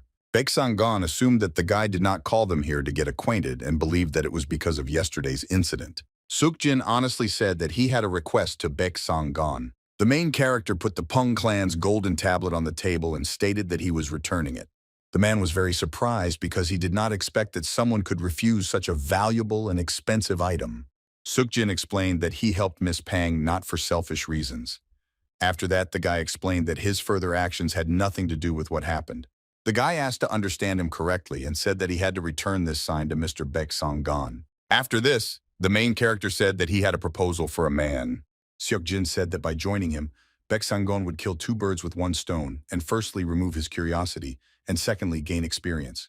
The man timidly asked what the main character meant when he spoke about curiosity. Seok replied that he knew that the man was interested in one of the best bandits named Genju. Baek Sang-gon asked if the guy was confident that he could go against Genju. Seok replied that if the man doubted his abilities, he could test them himself. After that, the main character looked confidently at the man and asked if he was ready to fight him right now. After some time, the opponents stood opposite each other in the courtyard of the estate. Doc Volt and Pang Na-young watched them from the side. Doc Volt was wondering if Seok could cope with Baek-san's iron fist. The delighted Mrs. Pang Na-young was sure that the fight would last a long time. After that, the girl said that Mr. Seok was stronger than he seemed. These words surprised Doc Volt. The man thought that although the guy had changed, the opponent's forces were at completely different levels. Seok drew his sword and asked his opponent if he was ready to start the fight. Baek Sang-gon was absolutely ready and even wished good luck to the main character. The next moment, Seok announced the beginning of the battle and rushed into battle. No matter how sharp Seok attack was, Baek Sang-gon was still able to dodge because he was a much more experienced martial artist. Nevertheless, the man admitted that the main character's movements were fast and the aura emanating from him was serious. Although the enemy was young, Baek Sang-gon decided to fight him with full strength, and therefore the man took a fighting pose. The experienced warrior began to concentrate the energy of Qi. He himself did not notice how he used the power of the divine fist. Baek Sang-gon looked at Seok and was already anticipating his imminent victory. But first the man had to figure out what to do with the speed of the main character, so with a sharp movement of his hand he directed the flow of energy towards the enemy. It seemed that the blow was about to reach the main character, causing a large gusty wind to rise, but Seok stood inviolably in place, as if she did not realize the danger. Suddenly, Baek Sang-gon seemed to be struck by lightning from surprise.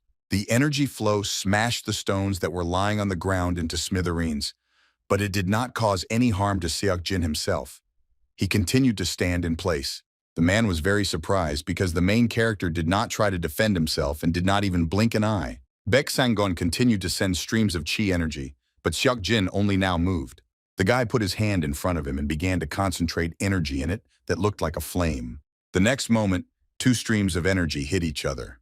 This was a kind of test of the strength of their opponent, the results of which both fighters would take advantage of. Seok understood that he and his opponent were on completely different levels, and therefore the guy needed to carefully analyze his actions in order to launch a counterattack. Baek Sang-gon prepared to use the iron fist technique and warned his opponent that he would fight half-heartedly. The main character agreed without further ado, as if he understood that it was a mistake. The next moment, the man launched many strong attacks, but Seok managed to survive and defend himself from these blows. After this, the main character thought that victory was not important to him. The guy just wanted to show what Seok was capable of and pushed off on the ground in order to get closer to the enemy. Baek Sang-gon said that the main character intended to attack him, but could not because the guy decided to close the distance. The next moment, a powerful blow hit the man, causing a loud sound that shook the air.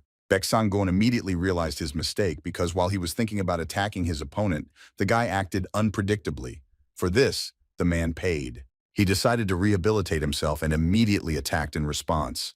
But Seok managed to jump away in time, which is why a powerful blow hit the ground, smashing the stones into smithereens. The man realized that the guy seemed to know all his actions in advance, and besides, he was amazed by the strength of his opponent. But the battle continued, and the opponents decided to attack each other again with particular zeal. It seemed that they were fighting on equal terms. The blows did not cause any harm to any of them, but only raised huge gusts of wind. The opponents again bounced away from each other to recover and think through further attacks. Baek Sang-gon was worried and wondered if he would be able to see the limits of the main character's powers. The man examined Seok and decided that it was worth the risk for him. The guy asked his opponent not to give in to him and attack with full force because he knew that the man wanted to see his abilities. Baek-san decided to accept this request and began to concentrate. He thought that before this he had only used part of his strength, but now the guy would not be able to dodge his attack. The next moment, a huge amount of Qi energy was released from the man's body.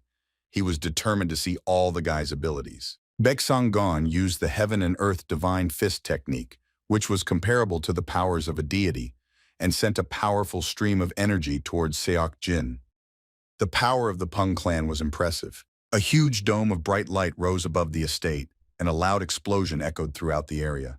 Ma Ryong had to squint his eyes and cover himself with his hand in order to protect himself from the strong gusts of wind that rose after the explosion.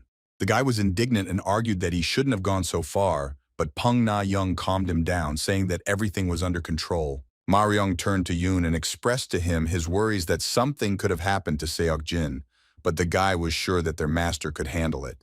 The next moment, the loud laughter of Baek Sang-gon, who was happy that he was able to achieve his goal, echoed throughout the estate. Seok Jin, who didn't have a scratch on him, suggested that the man end the fight there because he thought that he had already seen enough. Pung Na was happy and said that nothing else should have been expected from Seok Jin.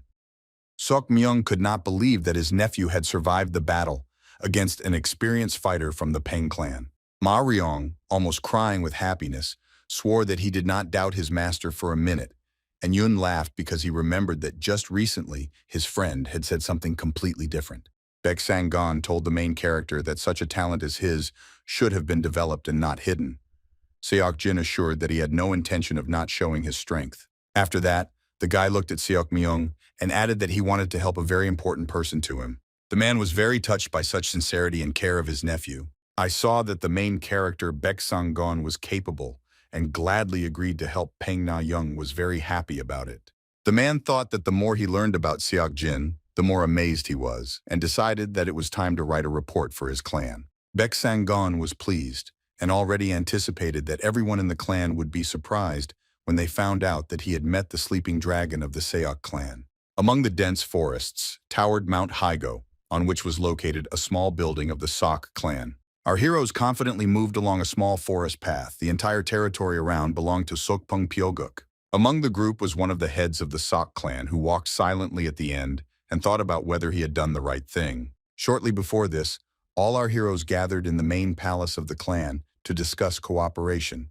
The man thought that this was a kind of diversionary maneuver. Seok Jin said that this was not entirely true, and added that they had to increase the ranks of the guards to minimize the incidence of escapes. The head of the clan said that it was not so important, because first it was necessary to return those who had escaped, and that is why it was necessary to share power. Seok Jin was not sure that the traitor escaped alone. In addition, the guy saw the symbol of Baekma Pyoguk on his clothes. The main character thought that this was the plan of the escapees and believed that they wanted to make noise among the residents of Sokpung Pyokuk. The head of the clan thought that the guy's words made sense, but he was still thinking about the division of power. Baek Sang-gon asked the man not to worry and assured that as long as he was here, nothing would happen. After thinking a little, the head of the clan said that since Mr. Baek himself vouched for Seok Jin, then so be it. Remembering this conversation, the man was indignant and justified himself by saying that he had no choice since they insisted. After some time, our heroes approached some kind of fortification. The head of the clan thought that she looked suspicious. The man was very worried and hoped that everything would be fine. The next moment, the head of the clan, seeing something, experienced extreme surprise. The reason for this was Seok Jin, who without further ado, with one strong blow, knocked out the flimsy door that led to the fortress. The head of the clan was nervous, but the main character calmed him down by saying that everything was fine with him, but the man could not remain calm when this happened here. Seok Myung-il assured that the man really didn't need to worry, because Seok Jin was able to stand up for himself. Suddenly, an armed man with a scar on his face appeared and rudely asked our heroes who they were. Seok Jin decided to deal with the ill-wisher on his own. Seok Myung-il told the head of the clan that now he himself will see how much the main character has changed. The next moment, the guy grabbed his opponent tightly by the throat and then lifted him high up. Seok Jin had the strength and skill in martial arts to punish the criminal without the use of weapons. Seok Jin grabbed the bandit tightly by the throat and then lifted him high up. Seok Myung-il told the head of the clan that now he himself will see how much the main character has changed. The scoundrel, who clearly did not expect this, began to choke and ask for mercy because he was giving up. Hearing this, Seok Jin threw the weak enemy aside and headed deeper into the fortress. Suddenly, a lot of bandits came out to meet the main character. They looked pathetic, and not all of them had normal weapons. Nevertheless, they ordered the guy to stop and stand where he was standing. The angry men were indignant that the main character dared to attack their lands and threatened that they would make the guy pay for it. Considering the large number of opponents, Seok Jin decided to use his sword. It was clear that the guy liked it and was already looking forward to an easy victory. In the next moment, the main character, like lightning, rushed over several bandits and immediately killed them with his quick attacks. Seeing this, the head of the Seok clan was shocked. Of course, the man had heard rumors that the guy had become stronger, but he didn't think that much. The cold-blooded murder by the enemy impressed not only the head of the clan, but also the rest of the bandits, who were afraid of Seok Jin and began to retreat back. The main character asked the villains what they were waiting for and ordered them to attack, but the bandits only trembled with fear and tried to avoid the fight. Without waiting for resistance, Seok Jin asked what such cowards were forgotten in the green forest, and ordered the bandits to answer faster because the guy was not one of the patient ones. Having received no answer, the main character set the condition for the bandits that if they wanted to get mercy, then they should immediately bring their leader. Suddenly, someone asked if Seok Jin had not done enough here.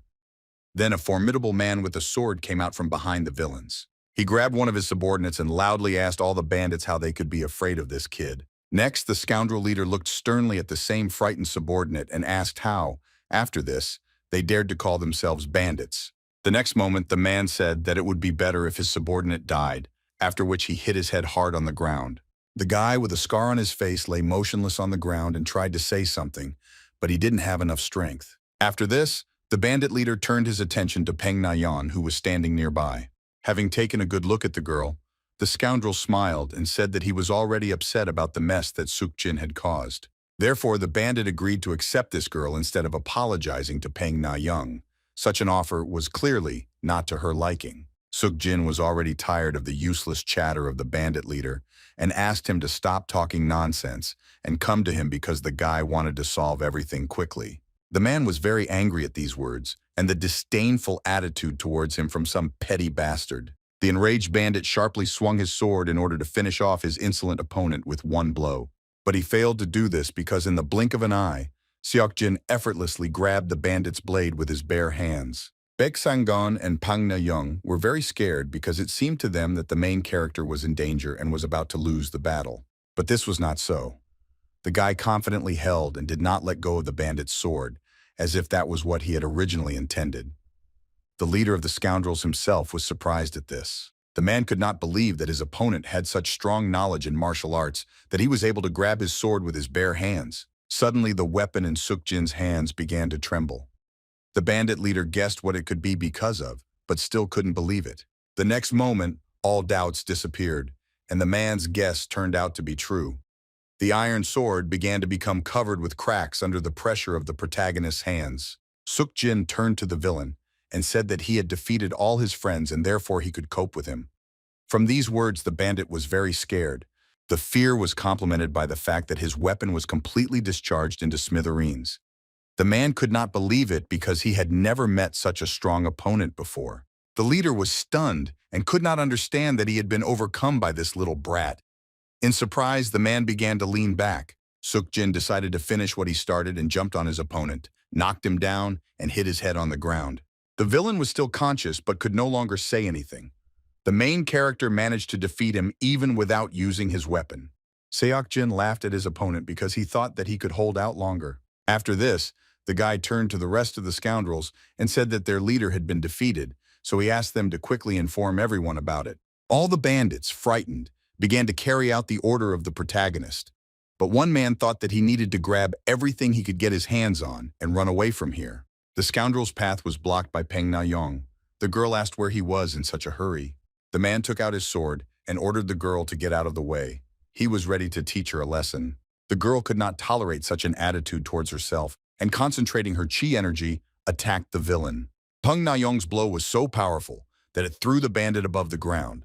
The man clearly did not expect this. Finally, she said that even though she was a girl, she could stand up for herself. Within a moment, the defeated enemy was lying on the ground unconscious. Seok Jin praised the girl for her good work. Peng Na-young replied that she learned from the best. Then the girl said that they should have caught the rest of the fugitives.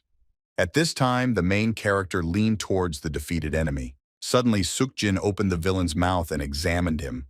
The guy explained that he needed to check if she had anything in her mouth because the bandit could have committed suicide. Sometime later, a very important conversation was taking place in the main estate of the Peng clan in Hebei.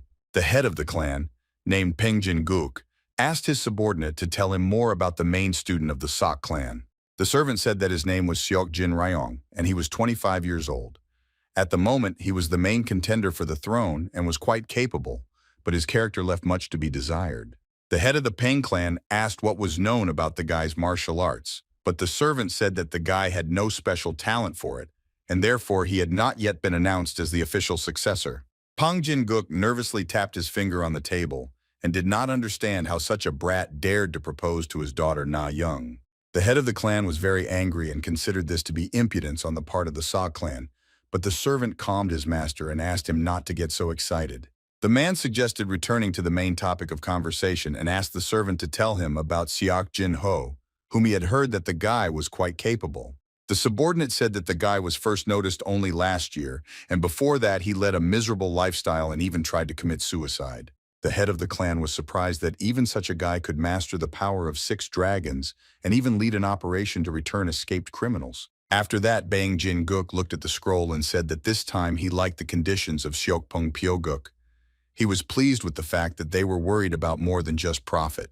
But the man was worried that his Peng Na Young had fallen under the spell of the main character. The servant suggested that they deal with this before rumors spread.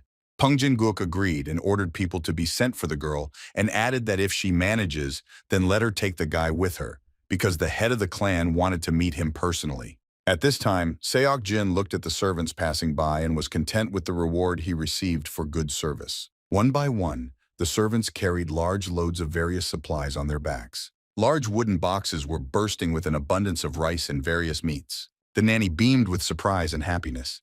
Seeing this, Seok Jin asked if the girl liked what she saw. The main character understood her joy, because before they were poor, but now everything has changed because they got a lot of money and treats for capturing the criminal.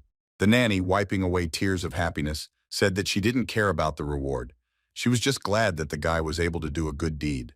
Next, Seok Jin said that His Majesty the head of the Seok clan asked him to stay. The girl for a moment hoped that the guy would listen to his grandfather, but the main character replied that he refused him. The nanny said that there was nothing wrong with that, because the main thing was that His Majesty recognized the guy. The girl said that the head of Pyoguk would be glad to see the guy at home, but Seok Jin didn't want to go there either, because it was better to find a quiet place. The nanny was ready to follow him to the ends of the earth. Suddenly, an excited Maryong ran into the courtyard of the estate and began loudly calling for his master.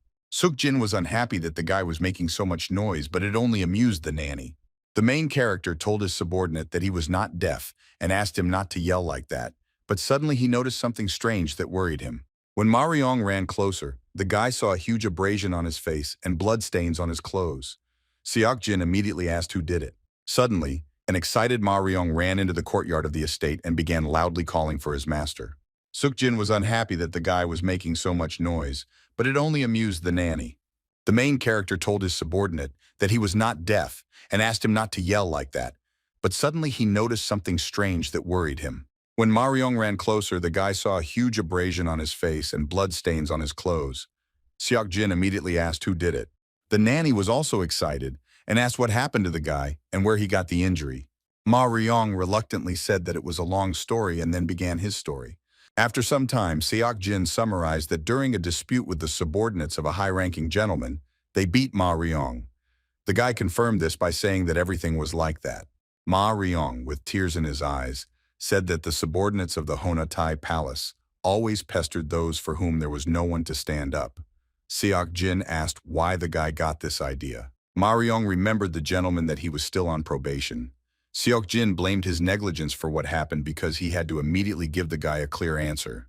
The next moment, the main character decisively headed somewhere and ordered his subordinate to follow him. Maryong asked where they would go. Seok Jin replied that they would repay for touching his man. The servant could not believe that the master called him his man and therefore asked him again. The main character repeated his words again and asked the guy to hurry up. Maryong would be happy and, thanking the gentleman, promised to try even harder.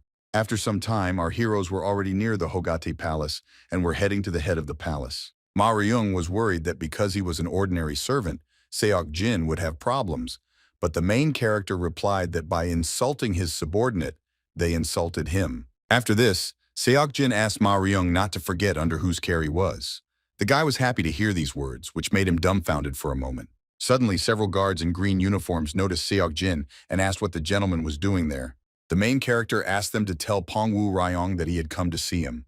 The guards immediately obeyed. Suddenly, two more guards appeared on the street. One of them looked at Ma Ryong and clearly recognized him. The man turned to the main character's subordinate and called him a little rat. Seok Jin heard this and became very angry. The angry guy made a crazy face and asked the guard to repeat again what he had just said. The man was very frightened of the gentleman and could not find the words to explain himself and justify his action. Seok Jin continued to look sternly at the guilty guard and asked if he really thought that he would turn a blind eye to this. The man wanted to say that the main character understood everything wrong.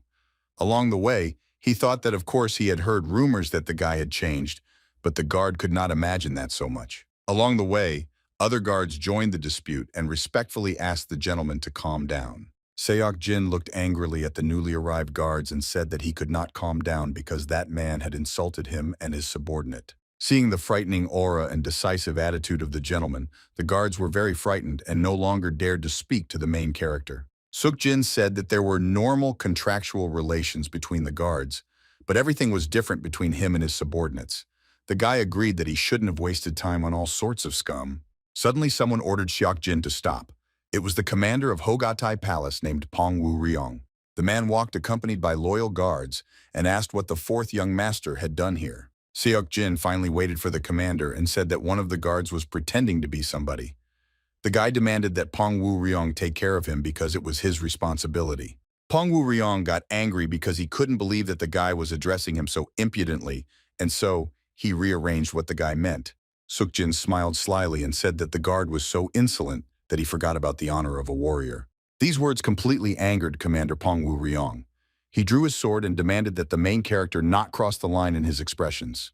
The next moment, the commander furiously rushed towards Seok Jin in order to attack the guy. As was to be expected, the main character deftly dodged his opponent's attack at the very last moment. The guy looked at the commander indifferently and thought that perhaps he was strong, but not for him, because Seok Jin saw his every attack. Pongwoo Ryong continued to attack diligently, because he thought that no matter how genius the main character was, he still would not be able to come back from all the attacks. After several unsuccessful attempts, the commander admitted that the rumors about the guy were true. Seok Jin had already decided that he would finish off his opponent with one blow. The next moment, he stopped the commander's attack by grabbing his sword with just 2 fingers. The fight stopped for a while and Seok Jin asked if this was all that Pongwoo Ryong was capable of. The main character looked at his opponent and was pleased with himself, because he believed that the real Seok Jin would have apologized to the commander a long time ago, but he was not him. Being an experienced warrior in a past life, the guy decided that it was time to put his opponent in his place. The next moment, Seok Jin grabbed the sharp blade of the sword with his bare hands and snatched it from the hands of the shocked commander. After that, the main characters, as expected, took the hilt of the sword in order to finish this battle. Seok Jin pointed his weapon at Pongwoo Ryong, as if to say that it was pointless to continue the battle because the commander was defeated. The guards who had been watching the fight all this time were shocked that the guy was able to defeat their commander and did not believe that it was really the fourth young master. Seok Jin turned to Pongwoo Ryong and said that he would have to pay for the mistake of his subordinates. Suddenly, someone approached the fourth young master, causing him to be distracted from celebrating his victory. Some bald elderly man walked towards the guy and asked him if he could stop all this for his sake. This old man was the head of the Hogati Palace named Ma Chan-song. He was a very respected man. The elderly man is confident that the perpetrators will definitely answer for their actions, and he will personally ensure that they are punished. Seok Jin looked at the old man and thought that this man had been leading Hogatai for more than 20 years, and he was definitely one of those who truly deserved respect. The main character threw away the sword and said that since Ma Chan-sung asked him about it, he would turn a blind eye to it, but only for the first and last time, because next time there would be no mercy. After this, the old man ordered Pongwoo Ryong and the arrogant guard to immediately apologize. The men immediately obeyed. They knelt down and, admitting that they had made a huge mistake, respectfully asked for forgiveness from the fourth young master. But Seok Jin was unhappy and asked if they had forgotten anyone. The guard immediately understood what they were talking about. The man turned to Ma Ryong and asked him for forgiveness for his rudeness. The guy was very surprised and did not know how to react to this, which is why he fell into a stupor. Seok asked Ma Ryong what he thought about it. The guy timidly but nobly replied that everything was fine because everyone could make a mistake. After all this, Ma Chan-sung hoped that the conflict was now settled. The main character agreed with this. Soon Seok and Ma Ryong went home. They were followed by the gaze of Ma Chan-sun. The old man thought that now he understood why the Peng clan showed such interest in the main character. Also, the head of the palace thought that the Seok clan had a dark horse. On the territory of the fourth young master's estate, diligent martial arts training was carried out, which was closely watched by the owner of the house himself. After the main character recognized Ma Ryong as his subordinates, the guys changed and began to behave more confidently. The same could be said about Seok, who began to think more about people, although sometimes Ma Ryong still irritated him by constantly saying that he needed to try harder. Big sister Sanggon and Na Young also irritated Seok at times. At first he couldn't get used to it because they were quite loud, but now it was part of his routine. One day, Seok turned to the nanny and asked if everything was ready. The girl replied that she would start cooking now because she didn't think that he would come. The main character said that guests were coming to them. The nanny was very surprised and asked who exactly the guy was talking about. The next moment, Baek Sang-gon and Pang Na-young appeared on the estate and cheerfully greeted the owner of the house. The girl said that they did not come alone. Some mysterious guy was with them. He approached the main character and said that he was glad to meet him, but Seok looked at him with caution. The guy introduced himself and said that he was from the Peng clan, and his name was Peng Mu-gon. He was the older brother of Peng Na-young. Peng Mu-gong bowed respectfully to the owner of the estate and said that he was the elder brother of Peng Na-young. The main character also respectfully greeted his guest and said that his name was Seok Jin-ho. Peng Mu apologized for coming without an invitation. The guy wanted to send a letter, but its delivery would take a long time. Seok said that there was nothing wrong with it and invited everyone to the house. Peng Na-young quietly asked her brother if he had to come, because of him Mr. Seok could feel awkward. The guy replied that his girlfriend did not agree to return home, and therefore he had no other choice. Moreover, he wanted to see the one who turned his sister's head. The girl got angry and ordered her brother to watch his language, threatening that she would not spare him because of blood relations. Peng Mu laughed and suggested that his sister really fell in love. On the table lay a black blade with white patterns made with extraordinary skill. Seok asked what it was. Peng Mu replied that he heard that his sister was in debt to the main character, and this sword was a kind of gift. It was made by masters from the senior family of the clan. Seok drew his blade and was surprised that his blade shone and reflected the light like a mirror. The main character was amazed by the incredibly accurate work and could not believe that the sword now belonged to him. Na-young beamed with happiness and was glad that Seok liked this gift. Peng Mu thought that he didn't even know that this girl could make such an expression. The main character asked if Baek Sang-gon and Pang Na-young were worried about them because they had not been home for a month. Peng Mu-gon replied that they were very worried at home, but the father could not do anything since he was only in third place in their family. Seok asked how this was possible. The guy explained that mom was in first place and Na-young was in second. The embarrassed girl demanded that her brother stop, but Peng Mu-gon continued and said that this is exactly what he was talking about. He had no right to speak because he was in last place. After that, Peng Mu-gon looked at Seok and thought that he had pure energy, and also there was nothing strange. Nevertheless, the guy felt that the main character was stronger than him. In addition, he had heard rumors about his amazing control of internal strength. Peng Mu-gon continued to think that he really wanted to fight him, but asking for it now would be rude. Suddenly, Seok said that since the guy had given him such a beautiful sword, he would like to try it out as soon as possible and invited Peng Mu to join him. Peng Mu-gon was impressed by the attentiveness of the protagonist and was already anticipating that the battle with him would not be easy. After some time, all the guests and subordinates went out into the courtyard and the fighters were preparing for the fight. While warming up, Seok thought that it was good that he was the first to propose a fight and believed that this would be an excellent training for Ma Ryong and Yoon. The main character looked at his opponent and thought that he could not miss such a chance to fight him. Soon Peng Mu-gon announced that he was ready to start the fight. The next moment, Seok announced the start of the fight and rushed towards his opponent with great speed. Seok Ho, without ceremony, immediately attacked Peng Mu-gon. Although the guy did not expect such a quick attack, he managed to defend himself. The guy was amazed because he thought that the main character would be careful because he was not yet used to the new sword, but he looked confident. Peng Mugon decided to retreat for a while and therefore pushed Seok Jin's sword away from him. In order to cover your retreat, the guy launches a stream of chi energy at his opponent. Peng Mugon raised his eyes to look at his opponent, but suddenly saw something that shocked him.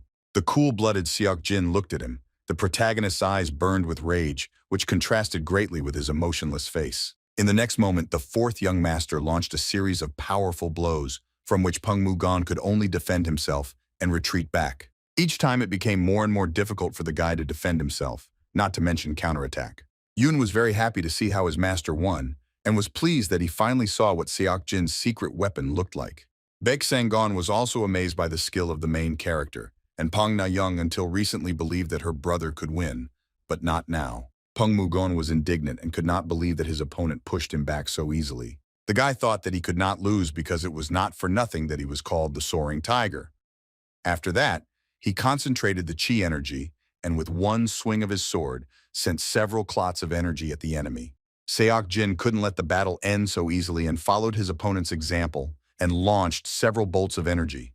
A moment later, two energy charges collided with each other, causing a loud explosion and a bright flash that blinded everyone present. Yun, shielding himself from the gusts of wind, was amazed and said that the opponents really were amazing, and it was impossible to miss a second of the battle. Peng Mugon decided not to stop and not give his opponent time to counterattack and therefore relaunch the energy flows. Seeing this, Seok Jin believed that the energy charges were already too close and therefore he needed to act quickly. The guy was anticipating that in order to win, he would have to sweat. With deft movements, the main character one by one cut the clots of energy that tried to harm him. When the danger was over, Seok Jin thought that in a past life he had to deal with 5 great tigers, and therefore some kid could not scare him. The main character admitted that it would not be possible to finish this battle quickly, but for him, it was an excellent opportunity for training, which made him smile slightly. Peng Mugon looked at his opponent and did not understand how he could smile in such a situation. The guy felt that he should have used his last trump card. Peng Mugon smiled insidiously and mentally threatened the main character that now he would show him all the power inherited from the ancestors of the Peng clan. Suddenly, a small lightning flashed around the guy.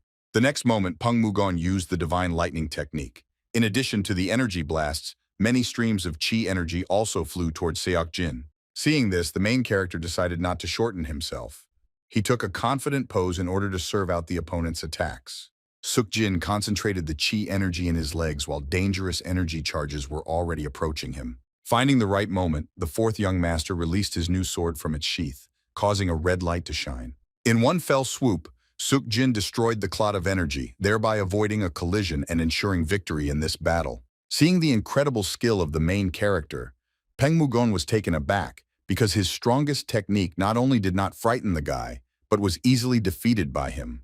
The guy accepted the outcome of this battle and, hiding his weapon, said that he was giving up because he had nothing else to show. Seok Jin was pleased with himself and happily accepted the defeat of his opponent. In addition, he praised him for his efforts. Yun and Ma Ryong were delighted with their master. Peng Mugon said that at first he was upset when Pang Na-young did not support him, but the guy assumed that she knew how it would end from the very beginning. Seok Jin said that it was a great fight. Peng Mugon laughed and added that it was the first time he lost like that, and even his battle against the 6 dragons ended differently. After that, the main character invited the guy to have lunch together and said that his nanny was an excellent cook. Peng Mugon happily agreed because Pang Na-young praised her very much. Walking behind Seok Jin, the guy thought that the rumors about the main character were not exaggerated. Peng Mugon still couldn't believe that he managed to fight him. Baek Sang-gon asked his master if he liked the fight. Peng Mugon replied that he was very pleased, and Seok Jin's skills exceeded all descriptions. Jinho was glad to hear the praise addressed to him, and Peng Mugon at that time was thinking that becoming related to the main character was not such a bad idea. It was a warm, clear day. Cicada was sitting peacefully on a tree not far from the main palace of the Seok clan. The head of the clan praised Seok Jin for earning himself an excellent reputation. Some people called him the unfortunate wind and thunder tiger. The man who was sitting opposite said that this made him think because there were rumors that the main character was in a relationship with Pang Na-young, and the whole world could soon know about it. The head asked if this was not the girl who rejected Jin Ryong and even slapped him in the face. But since Jinho didn't say anything, it means he didn't feel guilty before his brother. The man continued to say that something was bothering him. It seemed to him that the Peng clan was not eager to help Pyeonguk, so he was wondering what convinced them. The protagonist's father was glad that with every successful business of Seok Jin Hong, the reputation of the Seok clan increased. The man didn't know what the guy was trying to achieve, but he was looking forward to what would happen next. The head of the Seok clan was looking forward to what would happen next. Meanwhile, our heroes approached some large palace.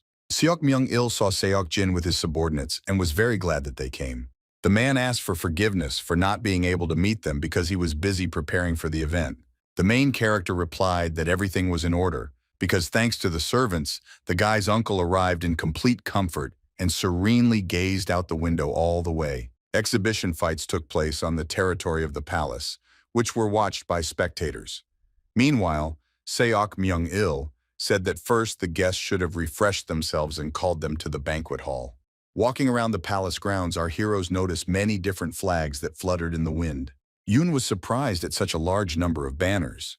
Seok Myung-il explained that these were the flags of all the countries that participated in the event. There were small, medium, and of course the 10 largest countries.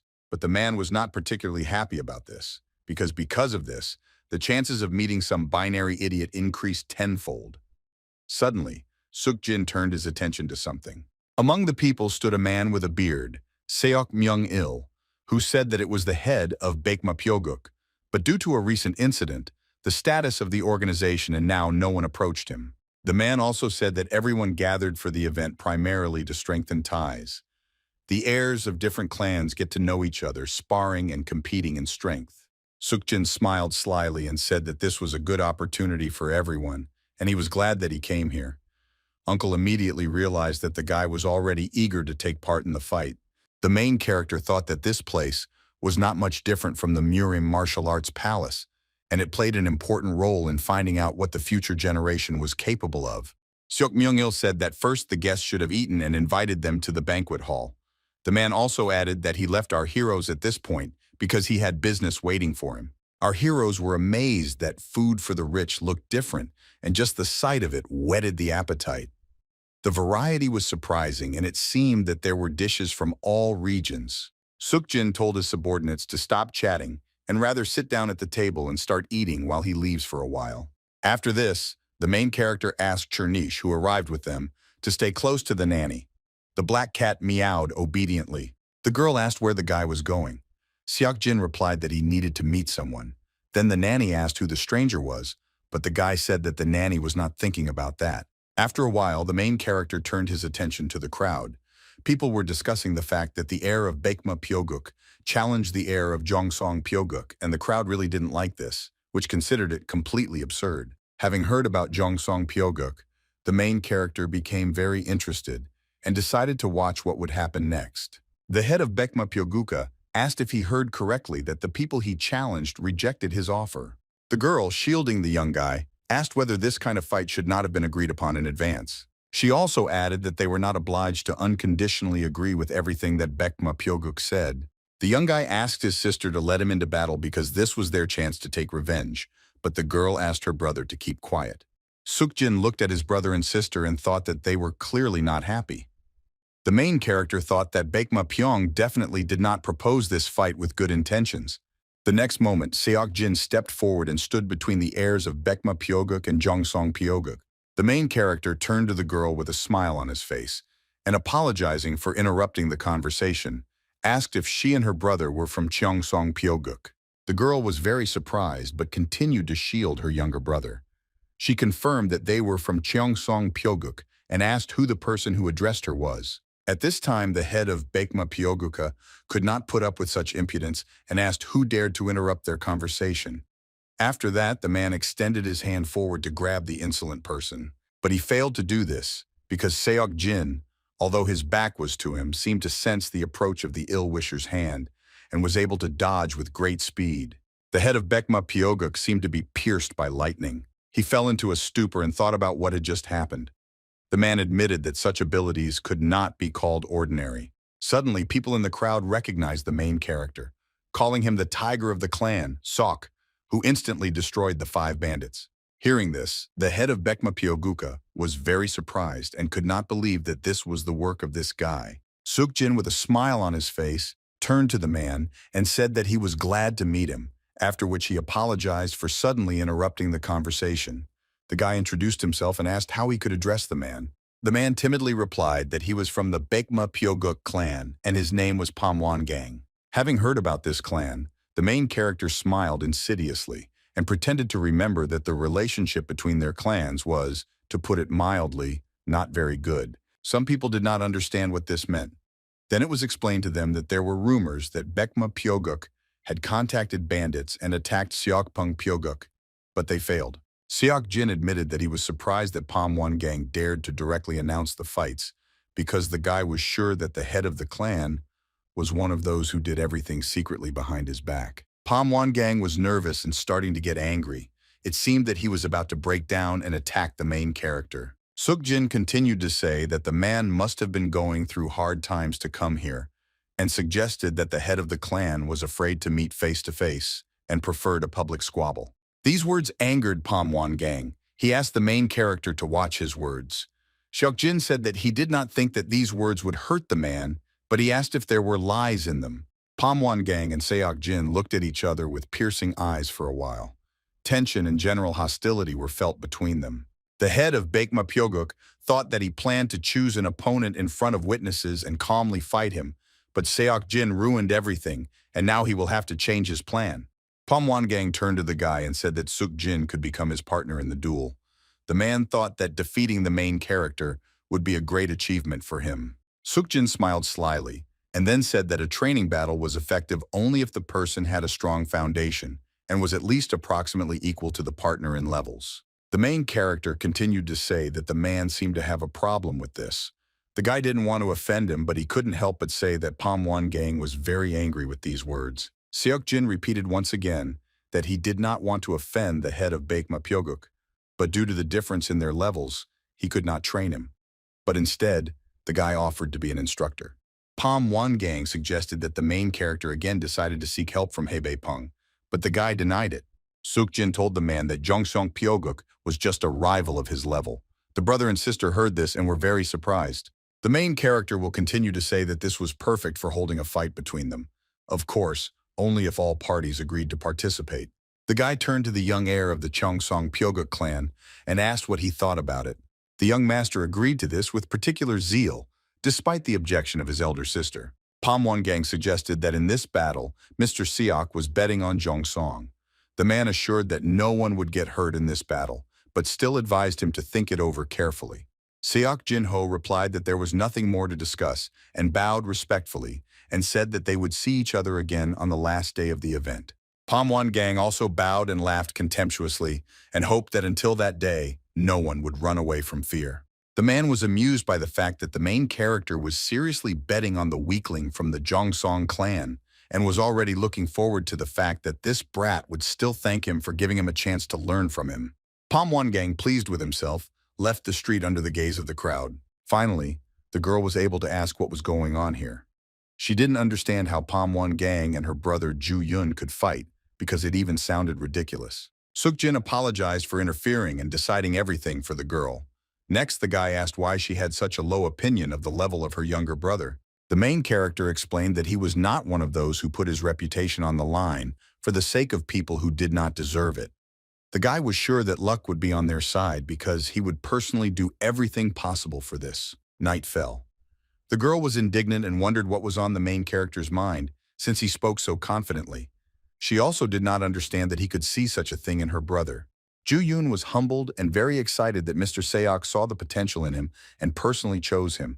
The older sister asked why the guy was smiling because she wasn't joking. The guy replied that he was just glad that he had a chance to learn from a person like Seok Jin-ho. The girl was skeptical about this because the rumors were not always true, and warned her brother not to believe everything that was said about him. Suddenly, someone asked if it was possible to invite them to soup. There was some dark silhouette standing outside the window. The girl got scared and asked who it was. The unknown person replied that he was Mr. Seok Jin-ho's subordinates. It was Ma Ryong who came to say that his master invited his brother and sister to his place for dinner. The girl was interested in the question of why on earth the main character invited them and whether he could really be trusted. She was also very interested in why he had so much hope for Ju Yun. Maryong happily informed his master that the guests he was waiting for had already arrived. Seok Jin asked them to enter. The main character greeted the guests and asked them to sit down because they had a long conversation ahead of them. Seok Jin Ho asked his guests to sit down because they had a long conversation ahead of them. The young heir of the Jongsong clan respectfully greeted Mr. Seok and said that his name was Doju Yoon and his older sister was called Doji Yoon. The main character also introduced himself and said that he was the fourth young master named Seok Jin Ho. Doji Yoon thanked the guy for his help, but she was interested to know why he helped them. Seok Jin understood the girl's doubts because now people just didn't do anything. The guy explained that the reason lay in the family ties of their ancestors, and thus the guy simply wanted to repay the debt of his predecessor. The main character remembered how in a previous life he had the opportunity to live in the body of a young man. He was much weaker than Seok Jin Ho, and one winter day he lay in the mountains and died. The moment came when the guy's body no longer obeyed and a veil appeared before his eyes. The main character had already resigned himself to his fate, but suddenly a man appeared. The man immediately called his servants and ordered them to carry a blanket and light a fire. This caring person then saved the main character. He was from the Jongsong clan. The man fed the unfortunate guy and left without even asking for anything in return. Until now, this was the brightest memory for the main character, but he could not tell this to new acquaintances. Seok Jin said that before his death, his mother told him about a man from Cheongsong who once helped her. Therefore, the guy decided to repay the service in this way. But the guy was an ordinary bastard, and he didn't have much money, but he had a strong body. Do Ju Yoon became embarrassed and assumed that Seok Jin was going to teach him martial arts. The main character confirmed this, but first he wanted to know something. Seok Jin Ho said that he heard that in the past, Jongseon was one of the 10 strongest fears. The guy was interested in what happened now. Do Ji Yoon volunteered to answer the protagonist's question and tell him the history of her homeland. The girl said that previously the country had vast territories and was one of the 10 powerful countries in the Central Plain. However, the Bema Pyoga clan bribed the bandits and the Seokpung Pyoga clan to steal all their goods. The father of Doju Yoon and his older sister Doji Yoon died in battle while trying to protect the treasures of their lands. The girl added that their mother left in search of evidence but never returned. Hearing this story, Seok Jin thought about how many obstacles befell his new acquaintances. Therefore, one could say that they had not been children for a long time. The main character apologized for bringing up painful memories. The girl replied that everything was fine because thanks to this, she became braver and realized that there was no need to give up quickly. After Seok Jin Hong's curiosity was satisfied, the guy invited his guests to move on to the most important thing and called them to follow him. Our heroes went out onto the street. Do Ju Yoon and his sister Doji Yoon were fascinated by the local beauties and tried to take a good look at everything. At this time, the main character was assessing the guy. Seok Jin was pleased with himself and thought that his eyes never failed him because the guy had a good physique and he looked quite agile, but he put a strain on his body. This limited Doju Yoon's actions, but it strengthened his spirit. The main character continued to think that now the guy was weak, but a couple of trainings could make him a good fighter who could go against Pamwon Gangan. Seok Jin turned to the young heir and said that they had little time, so he suggested starting right now. Doju Yoon was surprised because he did not understand what was waiting for him. The next moment, the main character abruptly rushed from his place and ran towards the guy. Seok Jin attacked his opponent, but he managed to defend himself even though it brought him pain. In order to further test what Doju Yoon was capable of, the main character suddenly grabbed him by the clothes. After that, Seok Jin Ho threw the guy to the ground with one sharp movement. With the last of his strength, he continued to defend himself. The main character summed up that the guy had a good reaction, but he moved poorly. Overloaded muscles were to blame. Do Ji Yoon was very scared for her younger brother and already wanted to stop training, but Doju Yoon asked his sister not to interfere. The young heir said that he finally had a chance to become stronger and could not miss it. The guy wanted the bastards from Pengma to pay for everything. The girl thought that her brother was right and regretted that she had closed her eyes to it for too long. Soon Doju Yoon rose to his feet and taking a fighting position declared that now it was his turn to attack. Seok Jin Ho agreed with this. The young heir was determined and anticipated a positive outcome of his upcoming attack. But this was not destined to come true because the opponents of the inexperienced guy were a man who in a past life was a martial arts master and even managed to conquer Murim. For several minutes, Doju Yoon endured strong blows, which Seok Jin Ho mercilessly dealt one after another. After another unsuccessful attack, the young heir could not stay on his feet and fell to the ground. The main character said that the training was over for today, after which he turned around and began to go about his business. But Doju Yoon asked to continue because he still had strength. Seok Jin briefly replied that the guy needed to rest and ordered him to do what he said. Still, the guy agreed, and the main character was pleased with his obedience. The next day, Doju Yoon and his sister were already standing at the estate where Seok Jin Ho was located and were waiting for him to come out to them. The young heir looked at his bandaged hands and said that he really felt stronger. Doji Yoon asked what the guy meant. He explained that yesterday he had a bad time, but he didn't feel bad. At that moment, a flow of chi energy formed around the guy's hand. The same thing happened with his legs. The guy noticed that the flow of his energy had become more stable. The girl noticed that there were no bruises on her brother's body and assumed that the main character had calculated the force of the blow. The guy didn't remember the last time he felt so easy. Suddenly, Seok Jin appeared behind the young heir and said that they came early today. Doju Yoon and his sister bowed respectfully and asked how the main character slept last night and if anything bothered him. Seok Jin replied that everything was fine and asked how they slept. The young heir replied that he slept like a baby and now felt great. After that, he asked if Seok Jin used blood therapy on him. The main characters replied that he simply removed the clamps in the guy's body. Doju Yoon was surprised and assumed that this was the normal state of his body. Seok Jin Ho confirmed this and added that the guy should have supported him because his body needed rest to grow. After that, the fourth young master threw a wooden sword into the hands of his disciple and asked if he had his own fighting style. Doju replied that he had a regular sword technique. Hearing this, Seok Jin Ho took a fighting stance and invited the young heir to begin training. Near the main palace, there was a small ring where everyone could test their fighting skills and fight their opponents. The head of Purging was walking with Seok Jin. The man said that for the first time he felt cheerful at this event. He suggested that this could be due to the battle between the heir of Jongseong and Pamwon Gangan. The main character asked the head not to worry. The man replied that since Jin Ho himself had put his faith in the young heir, then everything would work out, because it seemed to him that Mr. Seok had come down from heaven to earth. The head of Purging was happy that finally there was an opportunity to take revenge and asked the main character to show these bastards where their place was. Seok Jin replied that the man could take a walk for now. The young heir of the Jongsong clan and his elder sister were already at the event, and finding the fourth young master among the people, ran up to him. Seok Jin Ho asked the guy how his preparation was going. The young heir was confident that he could defeat his opponent. The main character replied that this was enough. Someone loudly asked the audience to take their seats because the fight was starting any minute. Pamwon Gang turned to his opponent and said that he still had time to escape. After this, the man said that he heard that the previous ruler of his country ended badly. Doju Yoon was already ready for battle and replied that he who laughs last laughs. Ma Ryong asked if the guy could win, because even a fool could understand that the difference in strength between the opponents was simply enormous. Yoon replied so that his friend would just watch. After that, he added that the young heir was trained by Mr. Seok himself, and therefore there was no need to worry. Pamwon Gang angrily told his opponent that Seok Jin Ho had brainwashed him thoroughly.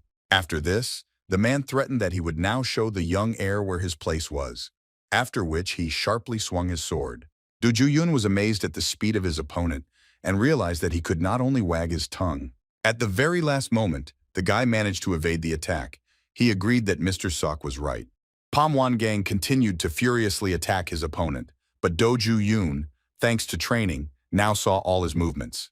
At that moment, the guy remembered one of his recent training sessions for which, as usual, he could not oppose anything to Seok Jin. Then he asked why not one of his attacks could hit the main character, because he certainly did not fight at full strength. The guy suggested that Seok Jin had the gift of foresight. The main character replied that that was not the point. He just needed to direct his gaze at the right time and to the right place. After that, he asked where the guy's gaze was directed. The young heir said that of course he was aimed at the teacher. Seok Jin explained that this was his mistake because he should have looked at the tip of his sword. The main character added that it was necessary to act before the sword moved. This was especially important when the opponent was much stronger. Meanwhile, the battle continued. Pamwon Gang was already pretty tired and angry. The man was indignant at the fact that his opponent was constantly running away from his attacks. But the young heir did not react to this. He thought that the man was much more capable than him. But thanks to Mr. Seok's training, he saw all his attacks.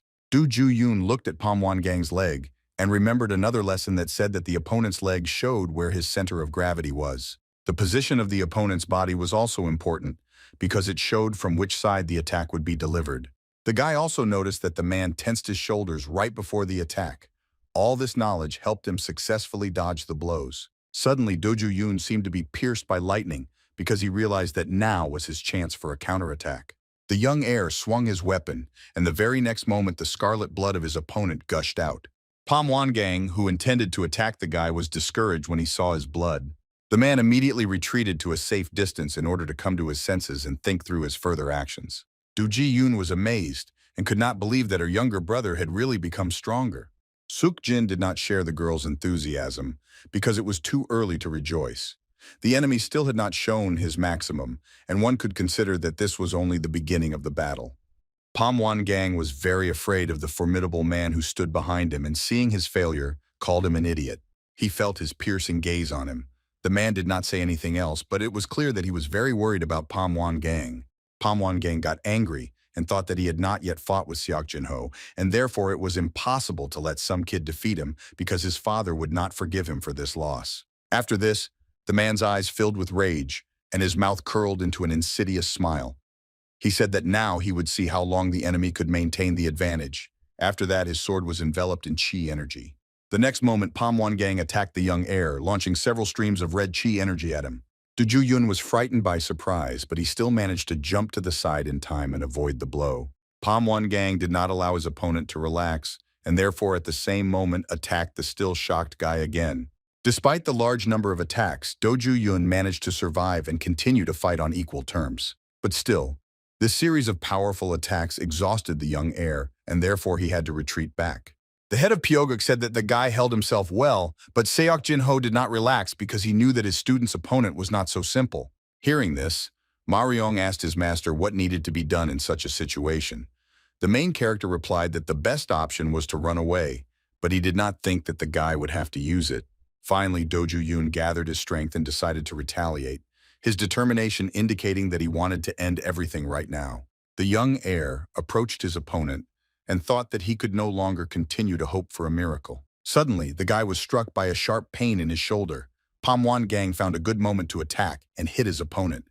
Blood gushed out from a deep wound, but despite the momentary weakness, Do Ju-yoon did not intend to give up. His eyes filled with rage, and the guy clenched his teeth and tried to overcome the pain in order to complete what he started. The guy was getting closer and closer to his shocked opponent and thought that he shouldn't feel sorry for himself because that's the only way he could win. Pam Wan-gang was very surprised and could not believe that such a serious wound was not able to stop the zeal of the young heir. Having chosen the right moment, Do Ju-yoon hit his opponent in the chest with his elbow with all his might, causing him to squirm and tremble in pain. Due to the strong impact, which clearly damaged internal organs, Pam Wan-gang began to choke and cough up blood. The man could no longer hold his sword in his hands. It seemed that the duel was over. Pam Wan-gang, huddled and trembling in pain, continued to cough up blood for some time while Do Ju-yoon stood behind him and recovered from such a fierce battle. Still, the young heir looked at his defeated opponent and said that it was already clear who won. Hearing this, Pam Wan-gang could not believe that he really lost to such a non-entity. The man began to dream that now everyone would look down on him and therefore he could not give up. He took his sword in his hands and angrily asked who said that this battle was over. Pam Wan-gang continued to cough up blood and his gaze was mad and furious. The man prepared to attack his opponent again. This picture was terrifying. The unsuspecting Do Ju-yoon noticed the danger only at the very last moment. It seemed that the guy could no longer escape. Suddenly, out of nowhere, Seok Jin-ho appeared and with one deft blow to the back of the head, neutralized the distraught Pam Wan-gang. The main character turned to the man and said that attacking from behind was too mean and that it was in the style of his father. Pam Wan-gang, having broken a stone slab with his head, lay unconscious and now certainly could not continue the battle. The spectators who were watching the fight began to talk among themselves. They were wondering what would happen to Pam Wan-gang now, but they were also happy that the winner was now known. Pam Wan's father began to hurry away and ordered his servants to call the governor to him. The elderly man was angry and mentally threatened that those responsible would still pay for the humiliation of his family. This was especially true for Seok Jin-ho, whose clan head blamed his son for the loss. The happy head of Purging hugged the main character tightly and shouted joyfully that they had won, and it was all thanks to Seok Jin-ho. Ma Ryong and the nanny also rejoiced at the victory and praised their master, saying that he was on top, but Seok Jin did not understand what they were talking about because he did nothing of the sort. After that, Do Ju Yoon approached the main character and asked how he could thank him. Seok Jin replied that he didn't need anything, because his gratitude was enough for him. The young heir promised that as soon as the situation in his Pyeonguk improves, he will definitely come again. That's all over. Our heroes returned to their normal lives. Ma Ryong and Yoon continued their training under the strict guidance of the main character. Seok Jin-ho began to live his life surrounded by people dear to him. Time flew by so quickly that the main character had already celebrated his first birthday in a new body. Someone suddenly approached Seok Jin-ho and asked if he had changed his mind. The main character called the stranger Mr. Yan and said that he would not change his decision. The man was a little upset because even at such a moment the guy did not call him father. Mr. Jan asked where the guy was going and was indignant because if he had not asked, he would not have known that the guy was leaving today. Seok Jin-ho honestly answered that he was going to Hebei province, which was located in Hwanghu. The man said that fortunately, it was not far. The main character explained that this was the homeland of his nanny, and besides, going on a long journey was not an option. At this time, Mr. Kan put his hand in his pocket. The man took out a red envelope and asked his son to take it because it was a birthday present. He thought that it would be useful to Seok Jin. Mr. Jan also said that he owed a lot to the main character and asked him not to perceive this gift as an attempt to pay off the past. Finally, the man asked what the guy was going to do after arriving in Hwanghu. Seok Jin-ho replied that he wanted to undergo combat training at the martial arts palace. Ma Ryong beamed with happiness and looked at the martial arts palace with admiration. The guy asked if he and Yoon would study there to become great people like Seok Jin. The main character replied that it would be so, but first he had to do what he said. Ma Ryong asked if he should now call him not master, but master. The next moment the black cat hit the guy. Seeing this, Seok Jin said that even Chernish told the guy to help and not chat. After that, a servant turned to the main character and said that His Majesty had forgiven him to tell him something. Seok Jin became interested in these words. The subordinate said that the head of the clan took into account that Mr. Seok might need a horse and therefore left the cart on which he arrived for him and also wished him good luck. Looking around, the nanny happily said that it was much better here than she had imagined. In addition, the girl liked the beautiful view of the sea. Seok Jin-ho was glad to hear this, but assumed that it would be difficult for the nanny to take care of everyone alone. But the girl replied that she was only happy and was not frightened by the fact that caring for livestock was added to her responsibilities. The main character said that he hoped for her help and then handed her a small red bag. The girl tried to refuse, saying that she could not accept it. But Seok Jin-ho insisted on his own and said that it was from the bottom of his heart and threatened that if she didn't take it, he would be offended. Nanny had to get it fixed. After that, the main character turned to Yug and Ma Ryong and said that the sooner they finish, the sooner they will go to rest and therefore asked the guys to speed up. They immediately obeyed. Meanwhile, evening may have come. Tired Seok Jin-ho complained that no one had ever spent so much time at the market. Yoon said that they needed more things than they thought because they didn't have much luggage with them. The main character was glad that the sellers delivered large goods directly to the house. The nanny asked the guys what they thought about dinner because they were probably already hungry. Seok Jin suggested having a snack at some shop. Just at that moment, Ma Ryong heard some pleasant smell. The delighted guy turned to his master and, pointing in the direction, said that an incredible aroma was coming from that side. Soon our heroes approached some nondescript shop. Although the establishment did not look very good from the outside, it really smelled delicious. Seok Jin-ho opened the dilapidated wooden door and walked inside. The next moment, the main character saw how several unfriendly people surrounded a small boy and girl from all sides. Seeing this, Ma Ryong immediately became indignant and asked what the men were doing and demanded to release these children. Unexpectedly, Seok Jin-ho intervened and ordered his subordinate to stand where he stood. After this, the main character said that they wanted to eat, but when he saw what was happening in the shop, he assumed that they had made the wrong establishment. One of the men with a scar on his face said that they would immediately vacate the premises for guests. After that, he noticed a large number of purchases from our heroes and asked if they were in this city for the first time. Seok Jin confirmed this and said that they arrived today. The man smiled widely and said that now they would see each other more often because he was a local bouncer named Oh Jun Zero. The main character briefly introduced himself and said that he was a member of the martial arts palace. The man was surprised and suggested that the guy was good with a sword. Seok Jin-ho did not want to continue the conversation, so he said that he would be grateful if the man left. Oh Jun-nol agreed. The bouncer ordered his subordinates to leave because he did not want to deprive the owners of the establishment of income. Seok Jin-ho turned to the children and asked if they had received guests. The little girl timidly confirmed this and asked our heroes to sit down at the table. After that, she asked if they wanted to try their noodles. The main character agreed and also asked to bring meat for the black cat. Suddenly, Seok Jin-ho turned to Maryong. It sounded a little rude, so the guy was already prepared to be scolded. The next moment, the main character looked sternly at his subordinate and asked if they thought he acted rationally when he immediately attacked the scoundrels. It was difficult for Maryong to answer this question. The guy was silent and only now realized that he had done wrong. Seokjin continued to say that you need to know that at the moment when you draw your sword, not everything can go according to plan, and if they taught the bandits a lesson now, they would not leave them in peace. Maryong was depressed but admitted that he hadn't thought about it. The main character said that you don't need to turn a blind eye to everything, you just need to think about a solution before getting into a fight. Seokjin once again insisted that every step had to be thought out because you would have to pay for a mistake later. Maryong remembered these words. Yun also learned this lesson. After this, Seok-jin suggested that since he told the bandits his real name, he wouldn't come here for a while because they would be looking for information about him. Meanwhile, the girl who worked in the establishment brought 4 servings of noodles and said that the meat for the cat was also ready. The nanny was very surprised that such young workers were able to cook so skillfully. Seok-jin and his subordinates immediately began to eat. In the next moments, our heroes seemed to be pierced by lightning, and they highly appreciated the taste of the dish. The girl worker said that, in fact, the grandmother cooked here, but while she was ill, the girl replaced her. Everyone continued to eat without stopping and simultaneously praised the taste of the noodles. Seok Jin-ho promised that as soon as the girl's grandmother gets better, they will come again. The main character remembered the bandits and asked what they were doing here. The girl said that initially they had a small counter, but then they decided to open an establishment, but the accumulated money was not enough. The girl continued to say that they had to borrow money, but because of their grandmother's illness, they stopped working for a while, and therefore were unable to raise the required amount. Soon the girl realized that she was talking too much and asked the guests to better enjoy the noodles.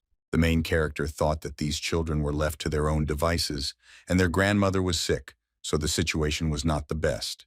The guy assumed that the bandits were trying to take away their establishments due to non-payment of debts, and he was sure that they would not leave them alone even after that and would harass these children. Seok Jin-ho decided that he should have intervened because sooner or later he would have met them anyway. A clear day arrived. Large sea waves instantly developed on the sandy beach. Ma Ryung spent his time productively and trained hard. The guy was trying to develop his concentration and therefore did it on the beach. However, the battle with the water element was not particularly successful for the guy because powerful gusts of water knocked Ma Ryung off his feet. Within a moment, the water almost carried the guy into the open sea despite his cries that he was giving up. Fortunately, Yoon helped his friend in time and said that it was better for the guy not to mess with the water. Ma Ryung justified himself that, because of the sand, he could not maintain his balance. Seok Jin-ho explained that this was exactly what their training consisted of, because in this way they could train their leg muscles well. The main character added that for the first time it was not so bad.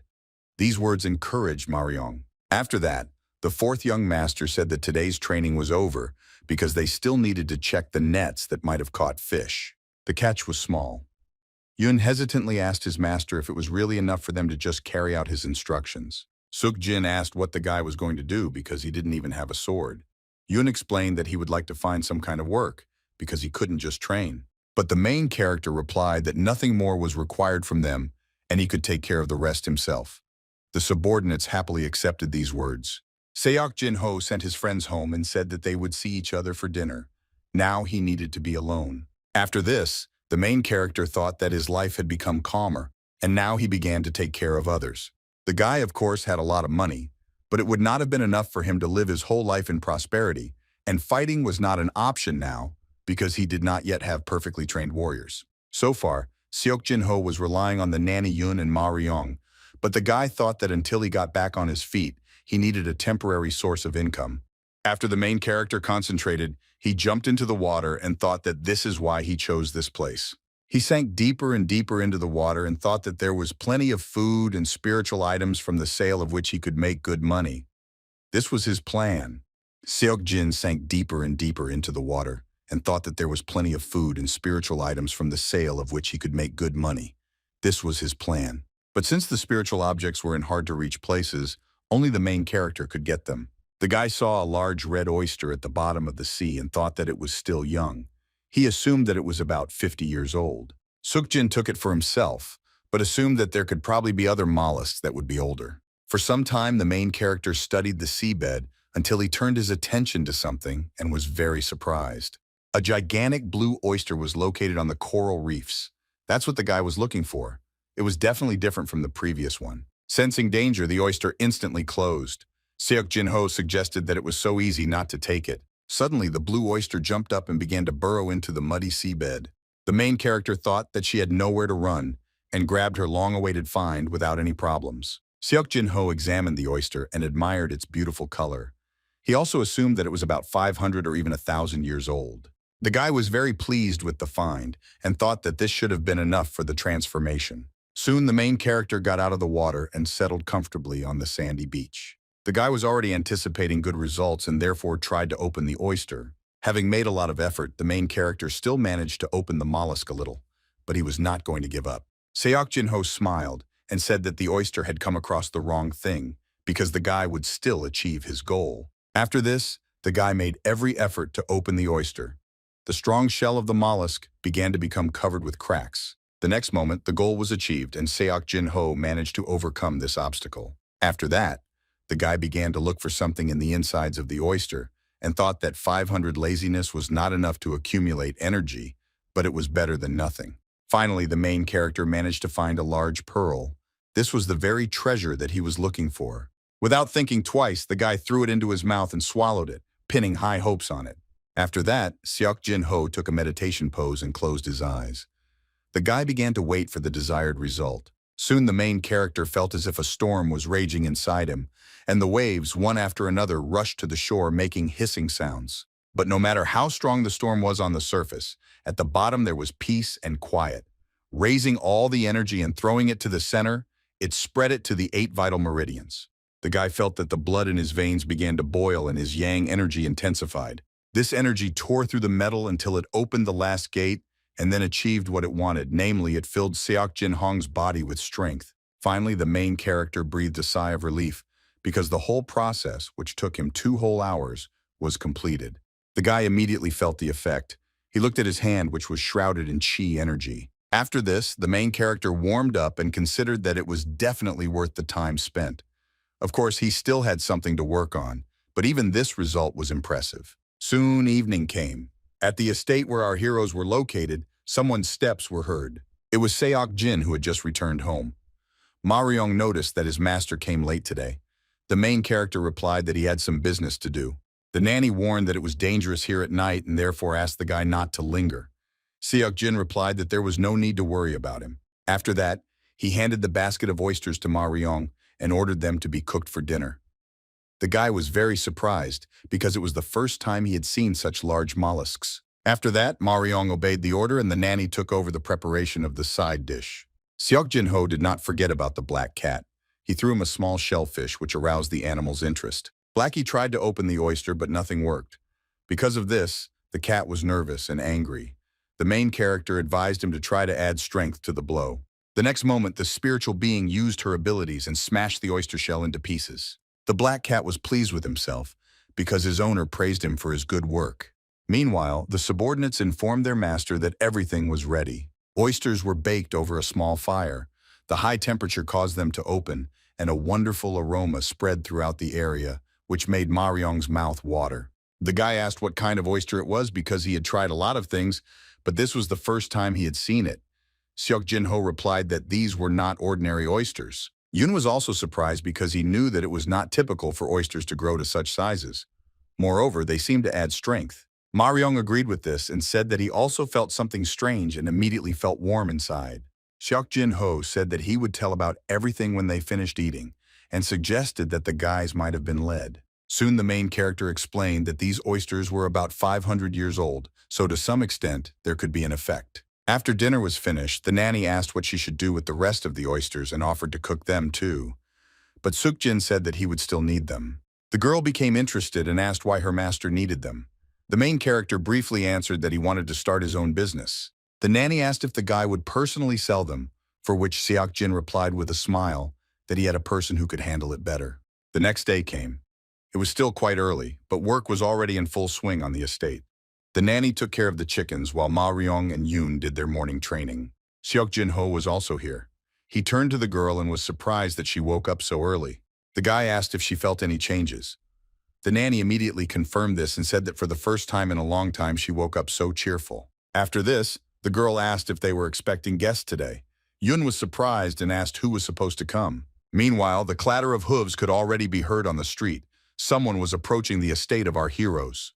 Seokjin Ho was surprised that his guest arrived so quickly and on time. The servant bowed his head and turned to his mistress and reported that they were already there. A joyful Seok Mi Ryung came out of the carriage and asked how her brother was doing. Seokjin Ho greeted the guest and asked if the long journey had exhausted the girl.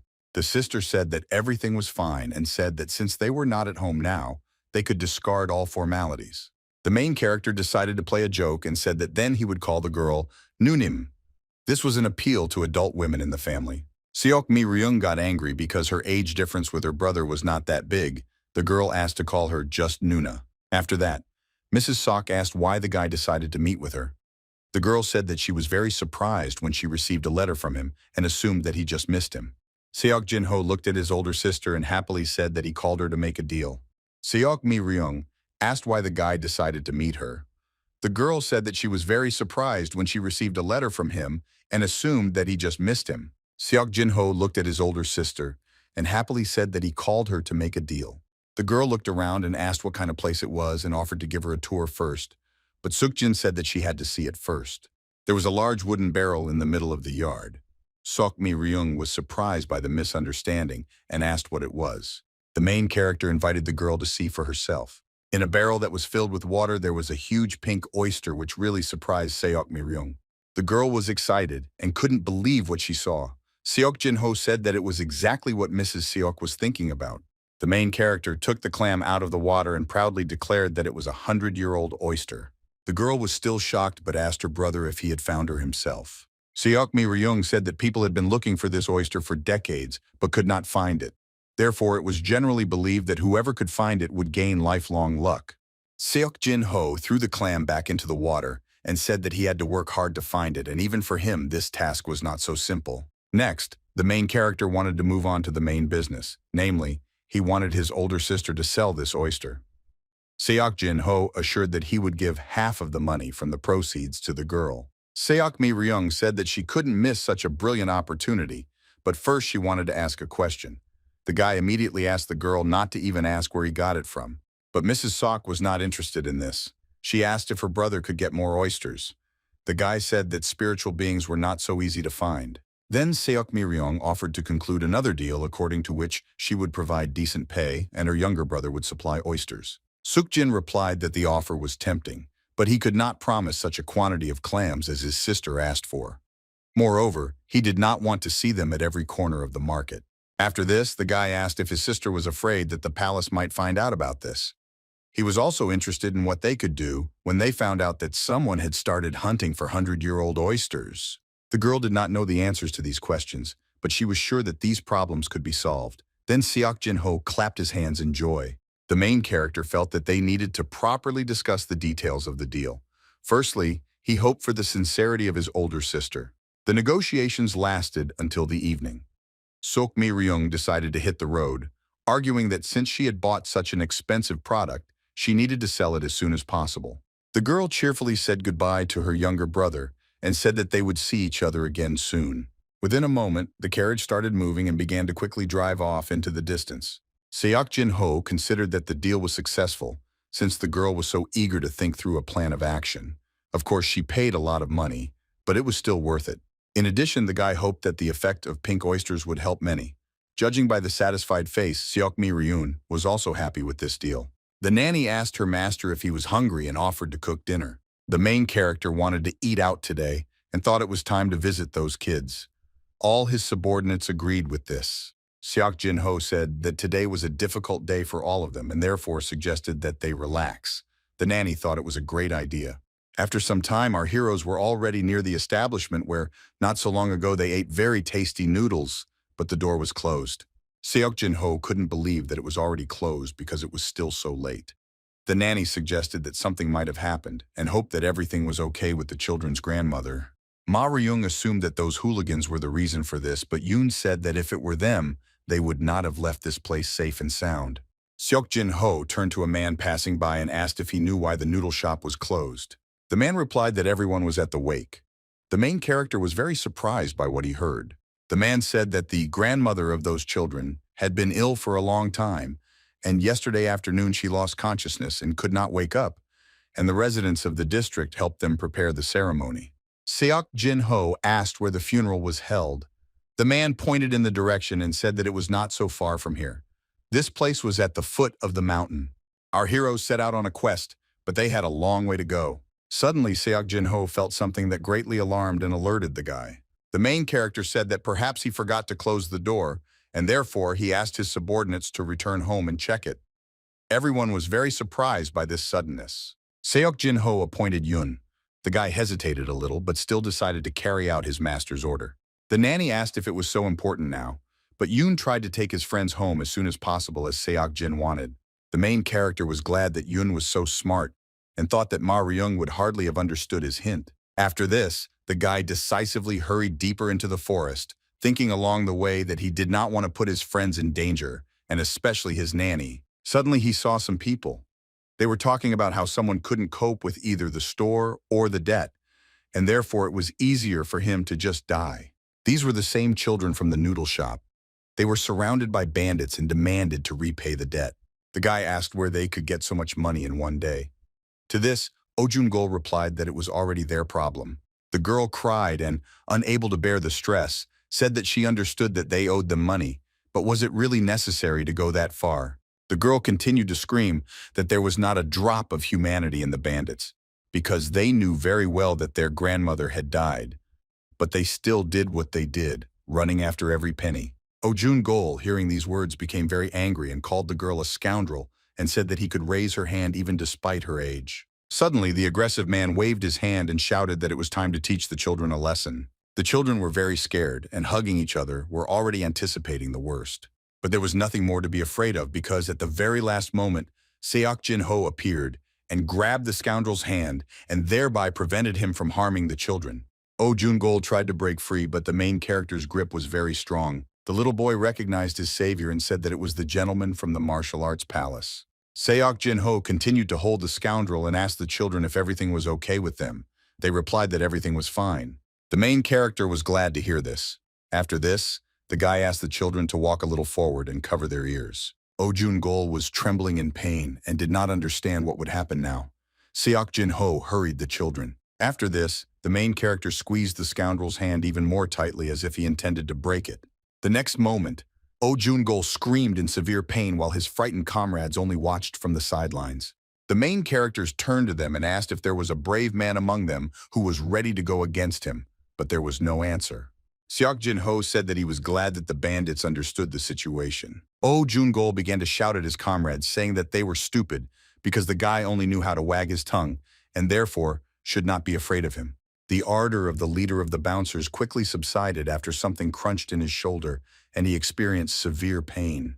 Oh Jun-gol thought that there really was something in the main character. He couldn't believe that the guy was really so strong. Seok Jin-ho ordered the leader of the scoundrels to close his mouth, after which he turned to the rest of the bandits and asked them to listen to him well so that they could then convey this to the others. The main character said that the bandits were like cockroaches. That is, the more they were killed, the more new ones appeared. Therefore, he decided not to let them go so easily. Seok Jin-ho decided that in this case he was forced to take measures, because if you don't want new cockroaches to appear, it was best to destroy them on the spot. The next moment there was a sound of metal cutting through the air, and the grass nearby turned blood red. The main character looked angrily at the remaining bandits and asked them to tell their friends that if they did not want to be destroyed, then let them not run into trouble. Seok Jin-ho looked angrily at the remaining bandits and asked them to tell their friends that if they did not want to be destroyed, then let them not run into trouble. After this, the main character ordered the bandits to get out of here. The scoundrels obediently obeyed the order and immediately rushed away. Seok Jin-ho was in the blood of the bandit leader he killed. After what happened, the guy will breathe a sigh of relief. The main character turned to the boy and told him to cover his sister's eyes and, if possible, not look at his feet. The children carefully walked past the still, fresh corpse of the scoundrel lying on the ground. The girl was trembling with fear and asked her brother how long she needed to keep her eyes closed. Appa asked her sister to be patient a little longer. Soon they came to a safe place. The children bowed respectfully to the main character and thanked him for saving him. Seok Jin replied that he simply could not ignore the antics of the bandits. Appa said that thanks to Mr. Seok they were safe and sound. Girl So-sil thanked her savior again. After that, Seok Jin-ho, wiping the blood from his cheek, asked the children to follow him. After some time, they arrived at the master's estate. Here his subordinates were already waiting for them.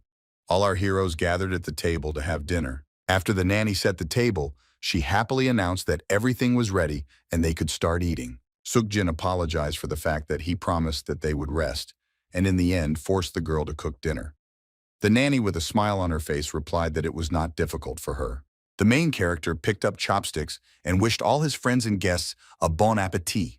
Oppa invited his sister to try one of the dishes. The girl replied that she could handle it herself, but it was better for her brother to take care of himself. The nanny looked with pity at the children who had recently been orphaned and were now completely alone in this world.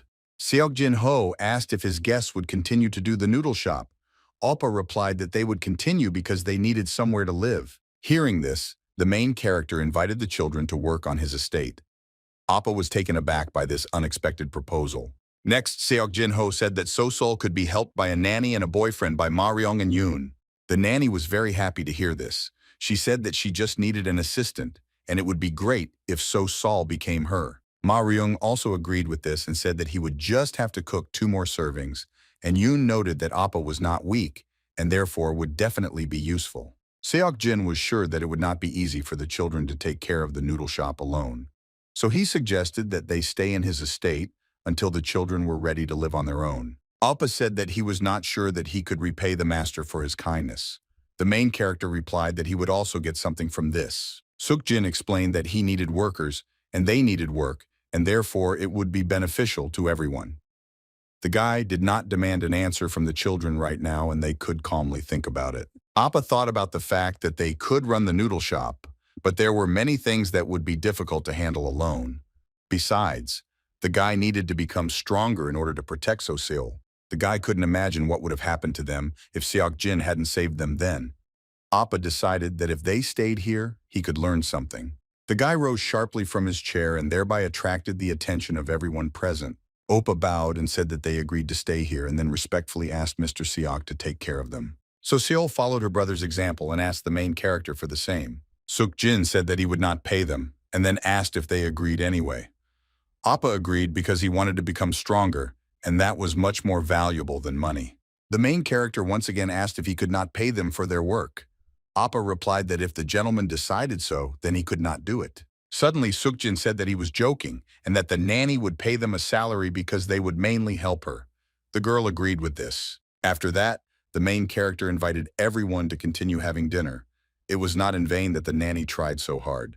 Despite the late hour, the fun did not subside in the Jiru plantation house. Some man with a special appetite for eating meat asked if everyone was already assembled. A fat man holding a piece of meat in both hands and smiling broadly asked where his baby had gone. This man was the head of the planning house named Geu Cheol-on. A man with scars on his face said that they had received news that someone had taken all their savings and fled. The man was a bloody demon named Moon-ju, Geu Cheol.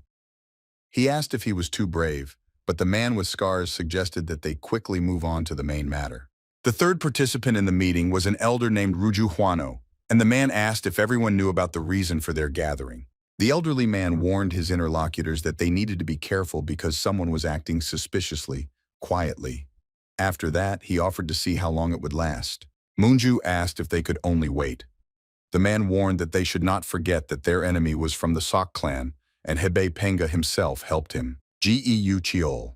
He added that he even defeated the experienced fighter Oh Chun-gyeol, and then suggested that if they attack him, the Seok clan will not just leave it. Ruju Huano smiled because he couldn't believe that the head of the planting house was worried about such things. Geu, Chiol.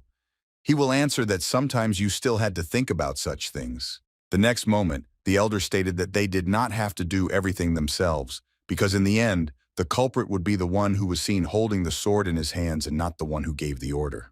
Ruju Huano said that this way they could get rid of this bastard and then asked what his interlocutors thought about it. The bloody demon couldn't believe that the elder hated this guy from the Seok clan so much. Moonju asked if it was too much that the old man suggested hiring a killer. In addition, the man suggested that in this case, someone special would have to be sent. At that moment, Ruju Huano snapped his fingers, thus calling the servant to him. A moment later, the door to the room opened and a girl servant entered. She brought a small red pillow to the word on which lay a scroll and a writing brush along with ink. The elder smiled insidiously and said that now it was possible to begin writing the contract. Someone carefully wielded a brush and wrote out text character by character. The black cat was yawning and stretching out of boredom. Seok Jin-ho assumed that his pet was getting sleepy. The guy invited the cat to look at what he was doing because it wasn't often that you could see a brush in his hands. The main character said that it was a very delicate job in which it was important to control the strength. Thanks to this, the handwriting could change depending on the person's temperament. Blacky carefully examined the text and meowed. The main character laughed at this and assumed that the cat knew about it well without him. Suddenly, the spiritual being dipped his paw into the ink and then placed the same paw on a piece of paper. A neat paw print of a black cat appeared on the white paper. Seok Jin-ho was touched by this and praised his pet, saying that the cat was very smart. Suddenly, the main character felt something that greatly alarmed him.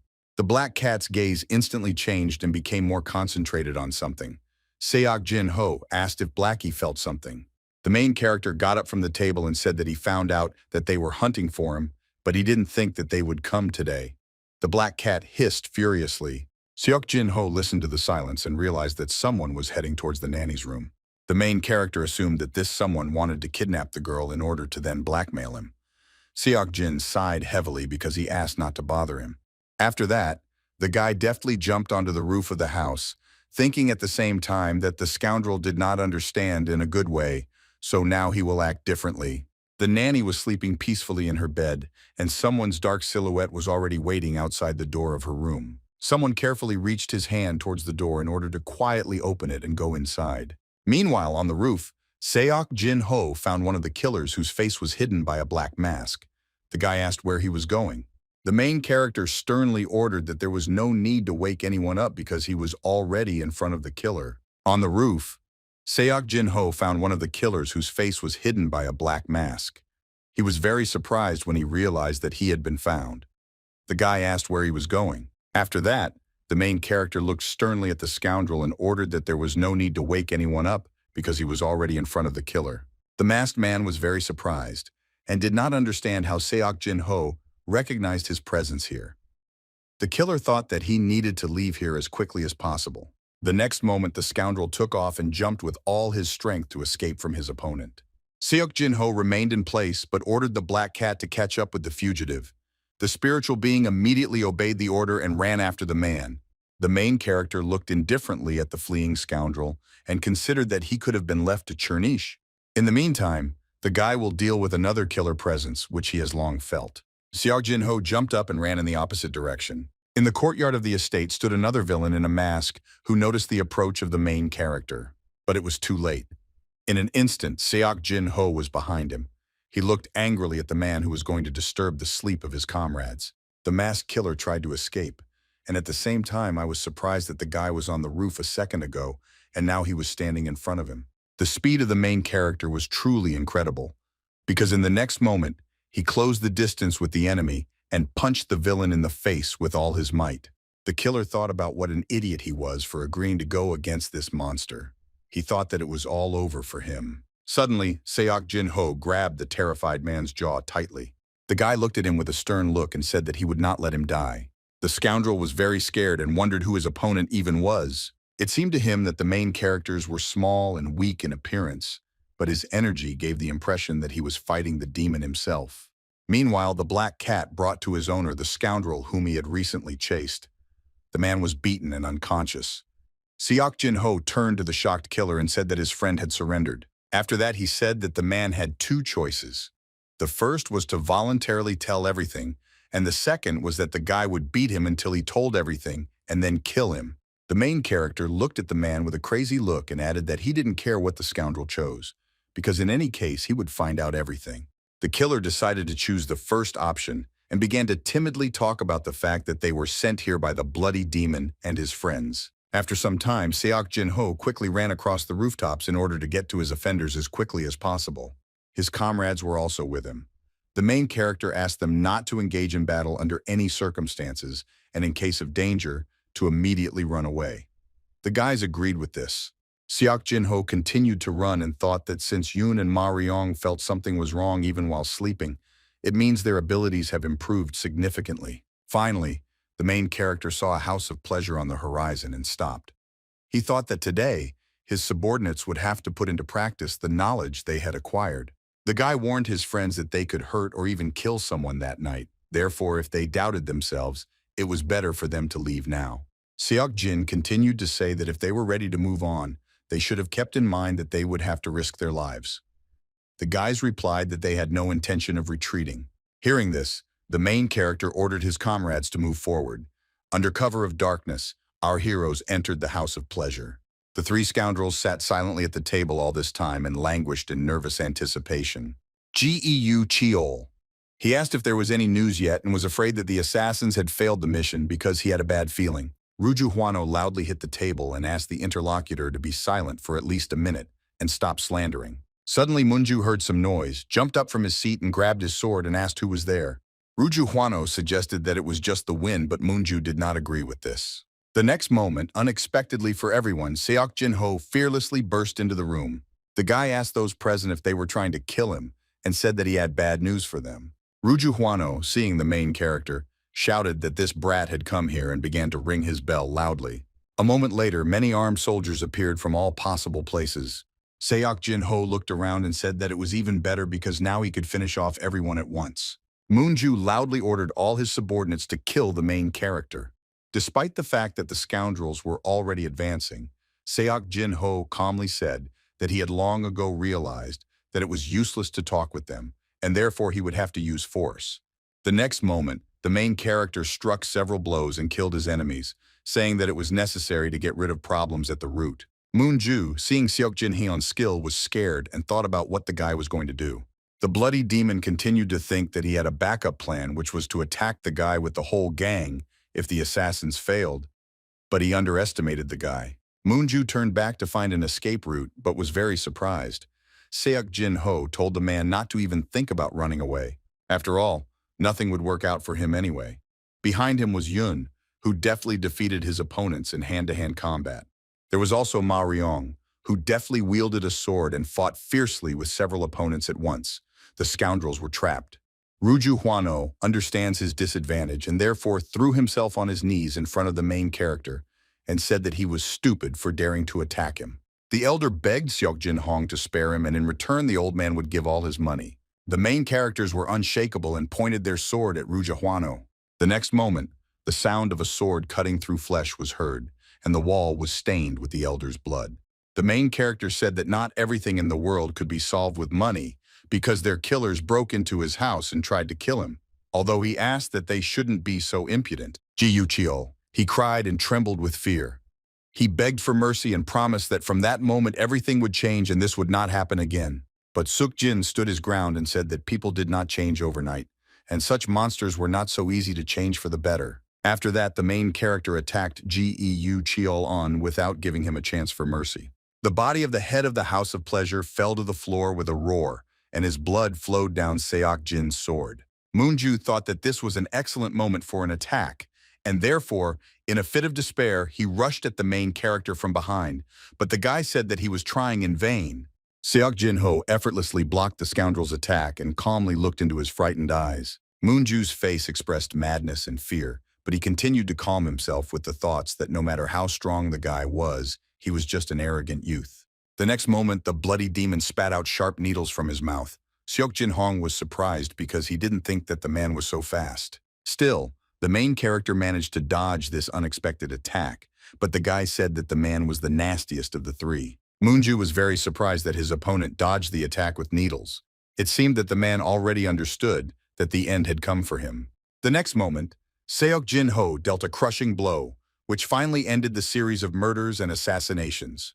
The Black Cat decided to tell us his story and said that he was special. Previously, he lived on Mount Dason. It was there that he met the owner, and now his name was Chernish. The spiritual being said that at first the Seok Palace seemed to him an unbearably boring place.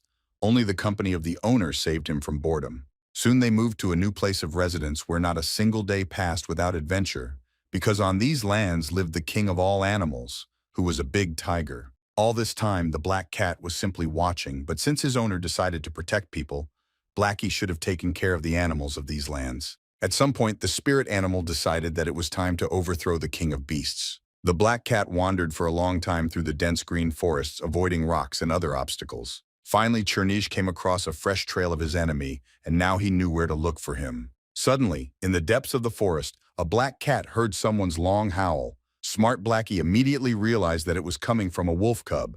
The spiritual being immediately took off and ran towards the source of the sound. Quickly making its way through the dense thickets, the animal smelled a strong smell of blood. Several wolf cubs bent over the lifeless body of their mother and trembled with fear. Hanging over them was a huge, aggressive tiger, which was the very king of beasts. Blacky, seeing this, could not believe that he was going to kill these kids. The Black Cat instantly stood between the evil animal and its victims and then fearlessly began to hiss. With all his appearance, the spiritual being showed that now this was his territory. But the king of beasts did not even think of giving up his primacy and decided to instantly punish the impudent man by growling loudly and attacking him. But the Black Cat was not a timid one, and after he successfully dodged his opponent's attack, he hit the beast back. Chernish's blow was so strong that it nailed the huge tiger to the ground. After this, the spirit animals once again hissed and ordered the frightened king of beasts to get out of his sight.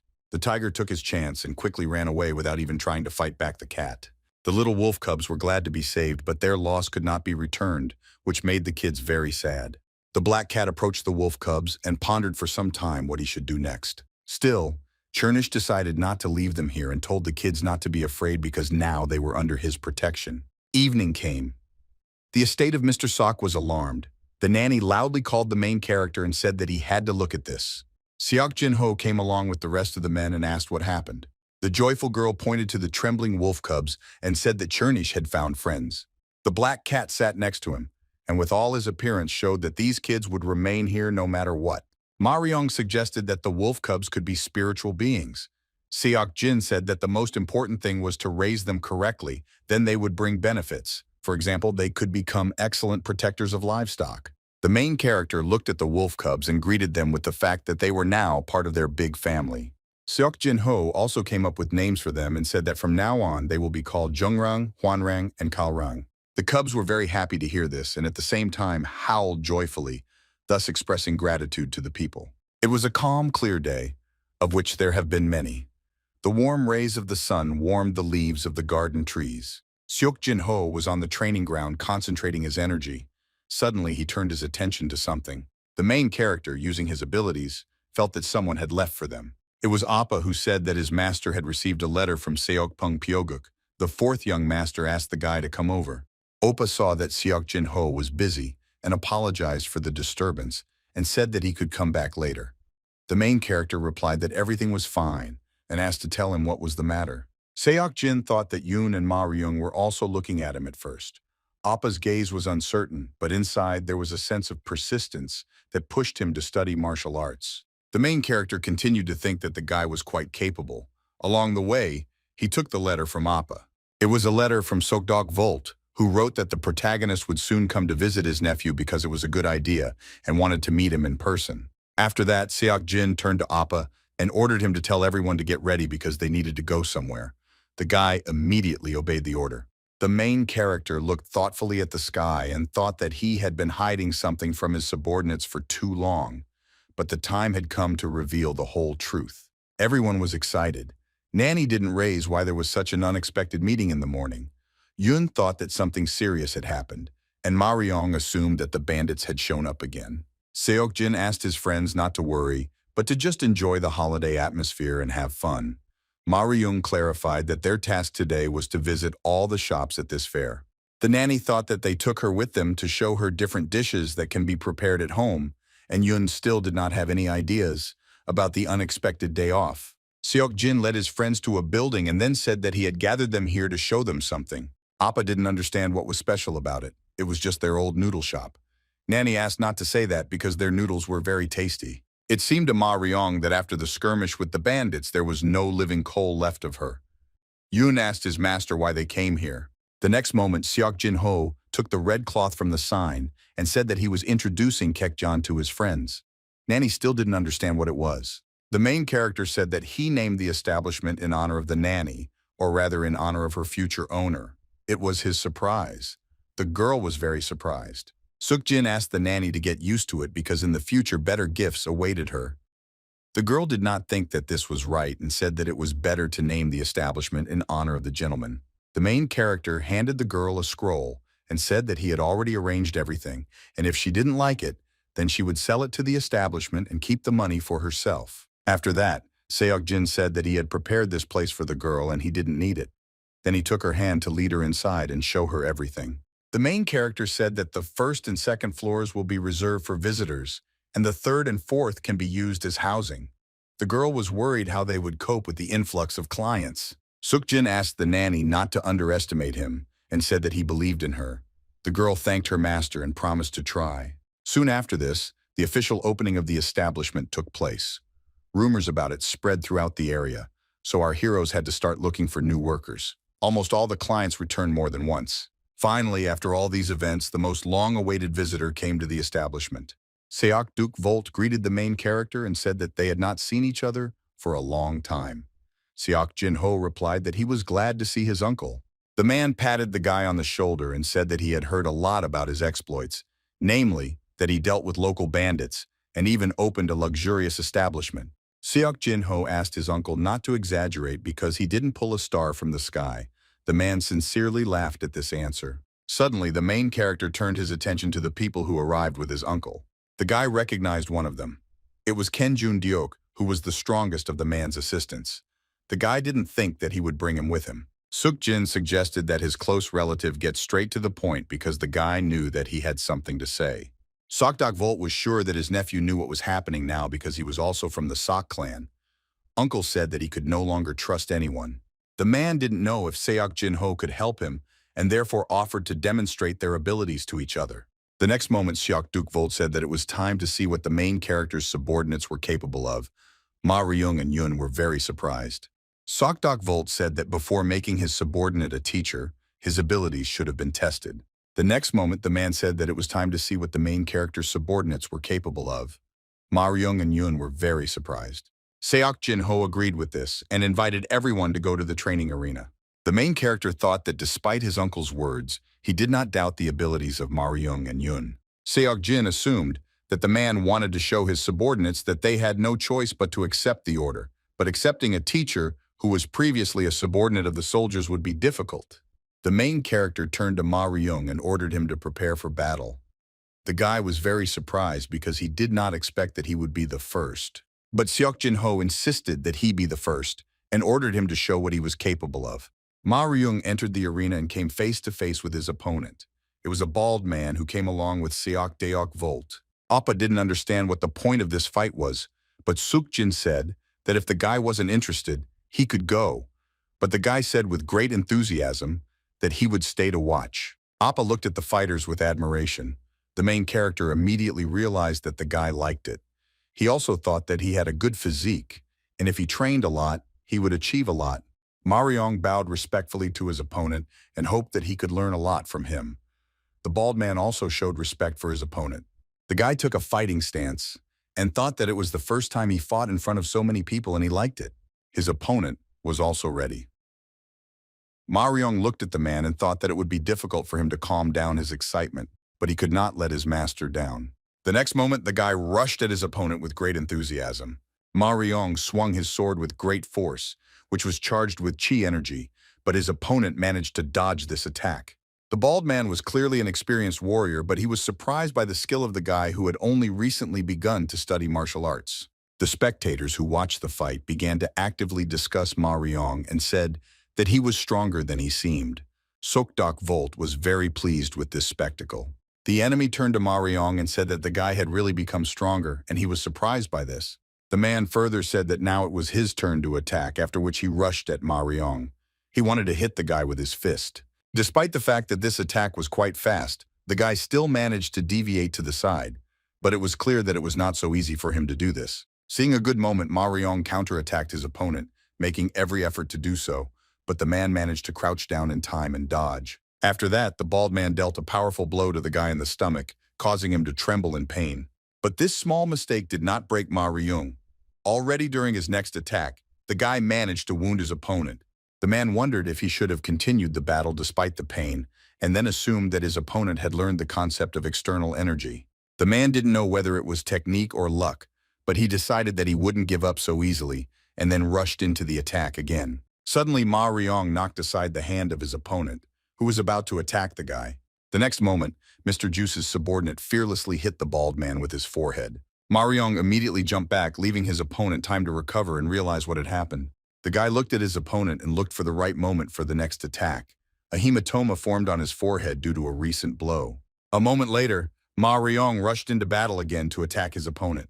The bald man did not expect such enthusiasm from the guy. It seemed to him that he was about to lose this fight. Suddenly, the man struck his opponent in the stomach with all his might with his palm. Ma Ryong immediately experienced incredible pain, which caused him to lose control and stop attacking. The guy sat down on the ground and grabbed his stomach, and the bald man looked at his hands with fear, not understanding how he did it. Suddenly, Seok suggested stopping the fight because it seemed to him that the atmosphere was too tense. Seok Jin-ho agreed with this and was about to announce the winner of this fight. But at the last moment, something stopped him. The main character's attention was attracted by the admiring conversations of the people who were watching the battle. The soldiers were delighted that Ma Ryong withstood Mr. Kyung's attacks and not only resisted, but also attacked him in response. They did not believe that Ma Ryong was an ordinary subordinate. Seeing his abilities, the soldiers were fed up with the fact that they would be able to become just as strong. Seok Jin, seeing their admiration, thought that there was no need to declare a winner. The bald man approached Ma Ryong and said, "Yes, you guy went to see a doctor because he will quickly get him back on his feet." The guy thanked Mr. Kyung for his concern. The man said that Ma Ryong learned a lot during this time, and added that he himself did not understand how to use the breathing technique. Ma Ryong replied that Yun taught him a lot, but the guy didn't understand whether this was enough to become a teacher. Mr. Kyung assured the guy that it was enough. Having heard that Yun was a good teacher, the soldiers immediately turned to him with a request to teach them so that they could become stronger. The guy hesitated. Seok Jin-ho looked at his student with pride and thought that he was popular. After that, Seok turned to his nephew and said that the items were what he expected, but all that remained was to decide on the prices. After some time, the main character finished writing a huge text and presented it to his uncle. Seok took the sheet and read that there were courses for 30 days, 60 days, and 90 days, and when purchasing a 6-month course, another 20 days were included as a gift. The uncle noticed that the longer the contract, the cheaper it was. The man knew that this was a trick that looked tempting. Seok-jin said that the price included food and accommodation, so the price was normal. Seok asked if it was possible to sign a contract today to start tomorrow. Seok-jin replied that then it would be necessary to sign a contract for at least 6 months. The uncle said that this was exactly what he wanted, but he still had some worries. The man noticed that instead of paying the tax, his nephew brought people who would sign a contract for 5 years, but only applicants of the 2nd and 3rd levels submitted applications, and people with the 1st level wanted to pay themselves. Seok-jin explained that the point was that they could soon go to another place, so he suggested leaving everything as it was for now, because this was their first contract. Seok agreed and thanked the main character. Seok-jin warned that there would be no compensation for those who run away. The uncle replied that they could die, but they certainly wouldn't run away. It was deep night.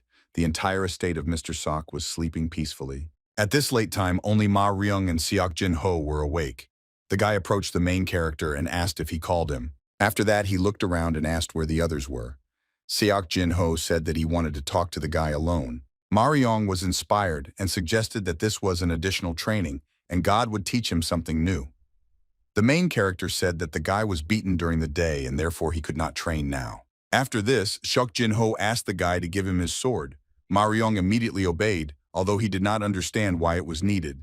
The main character examined the weapon and praised the student for taking good care of it. After that, the guy said that he would now show something, and therefore asked Ma Ryung to move away. The next moment, Seok Jin-ho closed his eyes and began to concentrate. Streams of chi energy formed around his body. After the preparation was completed, the main character demonstrated to his students several new sword techniques. Ma Ryung looked at his teacher in fascination and was amazed by his skill. After that, the guy beamed with admiration and, clapping his hands, said that his master was very cool. Seok Jin-ho asked if Ma Ryung remembered what he had just shown him. The guy was taken aback by the unexpected question because he didn't think that he needed to remember it. The main character said that he should have remembered this because it was his new technique. Ma Ryung was very surprised when he heard these words. Seok Jin-ho said that Ma Ryung should have remembered what he just showed him because it was his new technique. Hearing this, Ma Ryung was embarrassed and beamed with happiness, not believing what had happened. The main character said that the guy should have moved on. The guy began bombarding his master with questions about what this technique was called, what level it was, what could be done with it, and the like. Seok-jin nevertheless replied that this technique was called treacherous, 9 styles of chasing thunder. It was high class, and if the guy masters it, he will go far. The main character added that then Ma Ryung would not need to master new techniques, but improve those already learned. Ma Ryung said that he could be wrong, but it seemed to him that the movements that the teacher showed were not similar to any of the techniques from the 9 styles of chasing thunder. The main character explained that he specifically showed it so that it would be easier for the guy to see the movement. Ma Ryung himself will use the technique in a normal rhythm. Seok Jin-ho added that if the guy masters this technique, he will be able to strike with lightning endlessly. Ma Ryung bowed to the master and loudly promised that he would try his best until he becomes Churedo. The main character asked the guy to stop talking nonsense and start learning the basics. The whole next day, Seok Jin-ho fulfilled the terms of the contract and trained the soldiers. One of the guys could not withstand the attack and fell to the ground. This was not surprising because his opponent was the main character. The soldier said that he could no longer continue training. Seok Jin-ho asked if the soldiers would be able to train tomorrow. The guys replied that this is what they expected. Then the main character said that that was enough for today and praised everyone for their excellent work. Seok Jin-ho was returning to his home and thought that these soldiers would quickly learn everything. Suddenly, the main character's attention was caught by something, which made him dumbfounded. The reason for this was Appa, who trained hard under the watchful gaze of his sister. Soon the guy stopped and began to be indignant at the fact that he couldn't do anything. So Sol said that it was not so easy, and suggested turning to the master so that he could teach him. The guy replied that the main character had already given him the opportunity to study here, and asking for more lessons was too much. Oppa said that if the master decides to teach him, he will work as hard as he can because he already trains even at night to master the basic movements. Hearing this, Seok Jin-ho smiled and thought it was interesting. After some time, the main character was sitting in his office. Oppa turned to him and said that a letter had arrived from Shirjajong. Appa entered the room and put the letter on the table. Seok Jin-ho said that the guy was just in time because he wanted to call him to talk.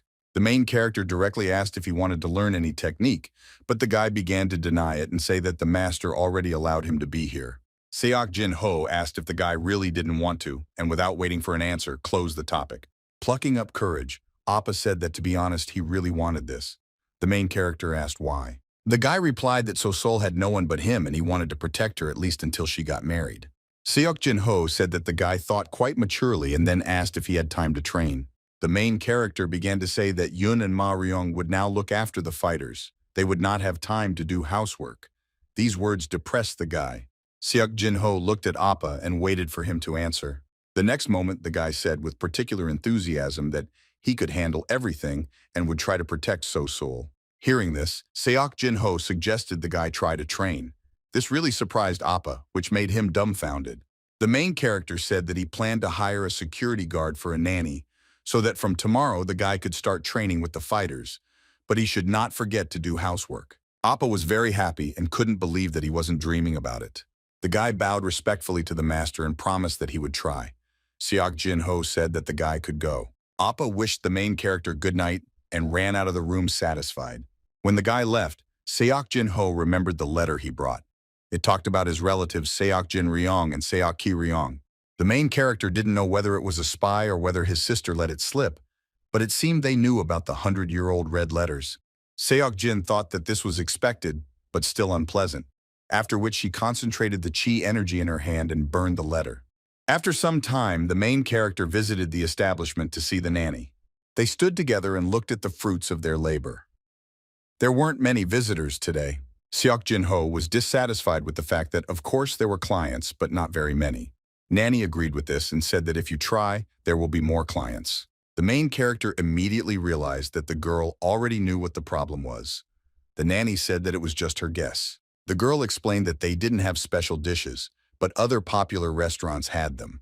Seok Jin agreed with this statement and said that he hadn't thought this through. The reason for this was that the main character was too fixated on the nutrition of the fighters, so they had a lot of ordinary food and not special dishes. After that, Seok Jin said that the reason had been found, and all that remained was to solve it. The nanny asked to trust her because she wanted to try to make a signature dish.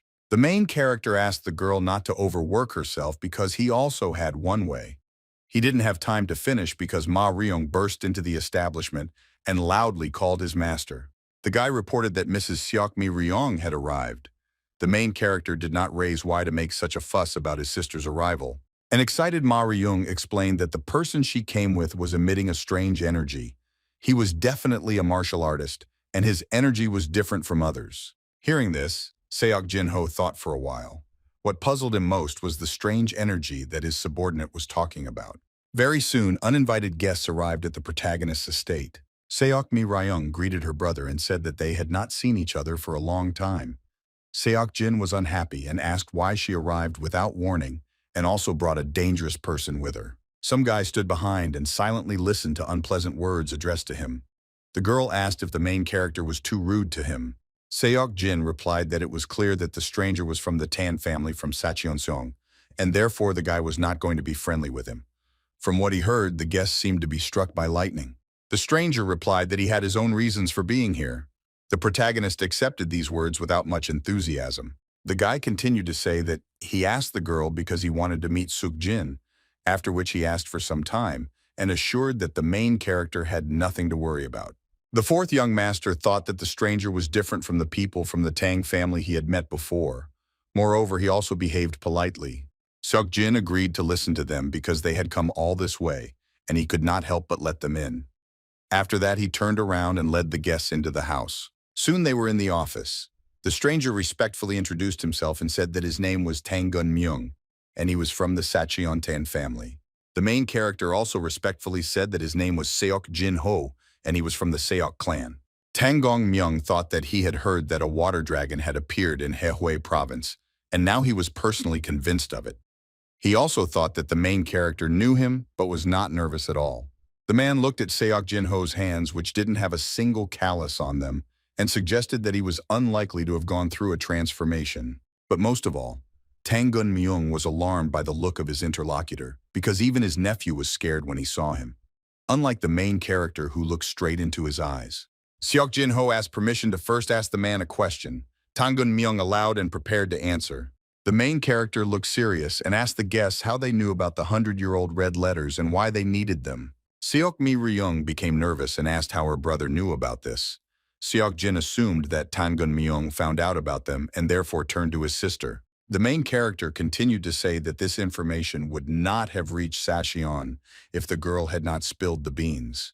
Therefore, the guy was wondering how she knew about this. Tang Myung agreed to tell about everything, but first asked permission to clarify the situation. The man said that he did not come here to ask for the 100-year-old red writings. Tang Myung said that what he needed was a 1,000-year-old pink oyster.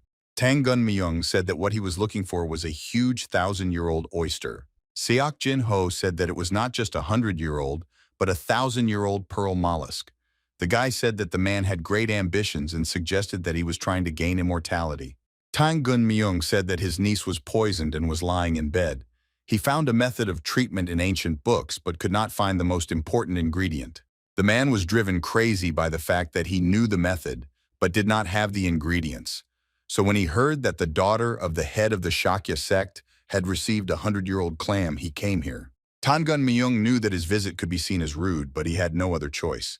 Seok Jin understood that it was a matter of life and death. The man asked if the main character could find a 1,000-year-old pearl mollusk. The guy replied that he would try, but such rarities could only be found by luck. Tangun Mayung jumped up and said loudly that if he could find this oyster, he would support Seok Jin in everything. The main character repeated once again that he could not guarantee success. The man understood this, but still said that even if he did not succeed, he would still never forget his help. Seok Jin smiled slyly and thought that the Sichuan house always paid its debts, and therefore it would be nice to incur another debt in this case. Our heroes went to the seacoast. Calm waves washed the sandy beach. Tangun Mayung looked at the horizon and thought that they tried every day, but so far everything was unsuccessful, and there was little time left. Suddenly, someone came and addressed the man, thereby distracting him from his thoughts. It was Seok Mi Ryung. The girl came with you to cheer up Tangun Myung. She said that Seokjin always exceeded expectations, and therefore one could hope for the best, but had to wait a little longer. The man agreed with this and accepted the fact that he would have to trust them and just wait. Meanwhile, it was already evening. A huge fireball smoothly went beyond the horizon. Suddenly, Tangun Myung saw a boat approaching the shore and thought that Seokjin was already returning. The next moment, the man was dumbfounded by what he saw. The main character was approaching closer and closer to the shore, and now it was clearly visible that in his hands he was holding that same 1,000-year-old mollusk. Tangun Myung was happy and could not believe it. When Seokjin stepped ashore, a joyful man and Tangun Myung's older sister immediately ran up to him and thanked the guy for a really good job. The main character asked the man to step back a little because this mollusk was very capricious and strong. Seok Mi Ryung suggested that his brother was holding him back with his inner strength. Seokjin confirmed this, and added that otherwise the oyster would have torn off his hand. The main character tapped on the shell and turned to Tangun Myung and told him not to trust others and to personally deal with it to the end. Seokjin added that although the oyster would not die without water for another day or two, it was better to leave immediately. Tangun Myung replied that he would leave immediately. After that, the man handed the guy a sign and asked him to take it. Seokjin replied that everything was in order and asked him to return after saving his niece. Also, the main character said that when the man arrived, he didn't even think of coming empty-handed, but took something valuable with him. Tangun Myung laughed at this, but agreed. After that, Seokjin Ho handed the huge pearl oyster to the man. But as soon as Tangun Myung took it in his hands, the clam immediately escaped and fell to the ground. He began to quickly open and close his shell, trying to bite the man. With strength and concentration, the man managed to calm the oyster and take her in his arms. Tangun Myung did not even suspect that this mollusk would be so capricious. The man suggested that if he made a mistake in using his inner strength, he would lose his hands or kill the oyster. After that, he looked at Seokjin and thought that the ability to hold such a clam in his hands without much effort indicated that the guy's skills were superior to many masters. After that, Seok Mi Ryung said that they could leave because the cart was already ready for departure. Tangun Myung told the main character that he would thank him properly later and asked him to wait for him. Seokjin Ho agreed with this. The guy looked at his guests and exhaled with relief because he wanted to rest a little. Seokjin Ho jumped into the boat again and it seemed that he would go to the open sea again. But this was not so. The guy opened a wooden box in which lay a huge shrimp and thought that its appearance did not give him peace. With a smile, he took his prey in his hands in order to take a good look at the main character. He was wondering what the shrimp tasted like. After some time, Seokjin Ho was already at home and sat quietly at the table with Yoon and Ma Ryong. The main character said that sales in the tavern had recently increased greatly and asked his subordinates why this was so. Ma Ryong explained that recently strangers appeared in the establishment and started riots, but Yoon drove them away, and now there were rumors that the tavern was safe. Yoon added that there were so many visitors that now there were not enough rooms, so the guy proposed expanding the tavern. Seokjin seriously thought about these words. Ma Ryong said that now this was not a problem, but it was difficult to increase the number of rooms, and even the tavern owner was concerned about the increase in the number of guests. Seokjin Ho suddenly offered to buy a new tavern. Ma Ryong and Yoon were very surprised by this decision. The main character said that money was of no use if you didn't use it, so he offered to buy a large tavern and turn it into a second branch. Seokjin Ho said that this was the best way. Although he was not sure, his subordinates supported their master in his decision. Suddenly, the nanny turned to the main character and said that everything was ready. The girl was holding a huge dish of shrimp in her hands. Appa and Sosal also helped her set the table. Ma Ryong was very surprised. He did not understand what kind of dish it was and assumed that it looked like shrimp, but they were large and fragrant. The nanny explained that it was a shrimp that their master called Cho Dai Ha. super large shrimp. The girl asked to try everything and choose which one could be made into a signature dish. Seok Jin-ho suggested trying all the dishes because the reviews had to be honest. His subordinates agreed with him. Ma Ryong was the first to try, of course, a huge shrimp fried in tempura. The guy took a large bite with extraordinary zeal. He was amazed by its taste and said that the shrimp was not only big, but also incredibly elastic and tender. Yoon confirmed this by saying that the taste was truly divine. The guy could not believe that such shrimp existed. At this time, the main character tried dumplings. The nanny was looking forward to his assessment. Seok Jin replied that it was a bad idea. The taste was good, but if you chop up a large shrimp, the guests might think that it was an ordinary shrimp. But the main character highly praised the fried and stewed shrimp and suggested that they could be made a signature dish. The nanny was very happy to hear this. After that, the girl asked where her master found such ingredients. Ma Ryong was also interesting because he had never seen such shrimps, although he dived deep. Seok Jin said that he found them when he was looking for a 1,000-year-old pearl clam. It was an ideal ingredient for a signature dish because even knowing about shrimp, no one can get them from great depths. The girl asked if it would be difficult for the gentleman because he would have to dive for the ingredients himself. The main character asked not to worry and said that they would only sell them a few times a month. Seok Jin also said that if his subordinates didn't like it, then they should quickly develop a new signature dish. Nanny promised to do it. Finally, the main character suggested that we talk about everything later, because first we should have enjoyed the delicious food. All those present supported their master. As Seok Jin-ho expected, the signature dishes from Cho Dae-ha quickly became popular and attracted many guests. Competitors tried to get such shrimp themselves and repeat the dish, but still could not compare with the dishes from the Hajong Tavern. Thus, the hot season passed, and when the morning and evening winds became cold, new guests came to the Rising Sky Pavilion. Two girls stood at the threshold of the martial arts school. One of them said that she had heard that the building was old, but she did not expect that it would be so dilapidated. The second girl asked her sister not to say that and to maintain decency. Two girls stood at the threshold of the Rising Sky Pavilion. One of them said that she had heard that the building was old, but she did not expect that everything would be so bad. The head of the Sichuan clan, Tang Gongmon, also arrived with the girls. He was also dissatisfied with the fact that the building was old and tiny. Tang Gongmyong said that what was more important was how many people studied here. The guests were personally greeted by Seok Jin-ho, but he was unhappy that they criticized his estate. The main character asked Tang Gongmyong why he came with such an accompaniment. The man said that there were reasons for this. Seok Jin-ho did not keep the guests outside for long and invited everyone to come inside. The main character showed his hospitality and poured tea for everyone. This began a long conversation. Tang Gongmyong said that first of all, he wanted to apologize for not warning about the other guests in time, because initially he planned to come alone. Suddenly, Tang Gunman interrupted the man and introduced himself, saying that he came here to thank Seok Jin for saving his daughter. The main character modestly replied that the emu was just lucky because it was impossible to get a heavenly amulet with difficulty, but the guy did not expect that the head of the clan himself would come to him. The man replied that there were good reasons for this. At that moment, one of the girls became embarrassed and prepared to say something. The girl stood up from the table and bowed respectfully, expressing her gratitude to the main character. After that, she introduced herself and said that her name was Tang Harin. Seok Jin was a little surprised, but he introduced himself and then said that he was also glad to meet the girl. Tang Harin beamed with happiness and said that she came here to repay for the salvation, after which she vowed to serve Seok Jin all her life. The guy was surprised by this. Tang Gunmyong explained that Harin herself insisted on this, and he could not stop her from wanting to repay for saving Tang Gunman, was very unhappy with this. The main character was puzzled. He knew that the Sichuan clan had strong principles, but he did not expect this. Now Seok Jin understood why everyone had such strange faces from the very beginning. Everyone except Tang Harin, who was very happy about this meeting. Finally, the main character asked if he could choose the payment for saving the girl.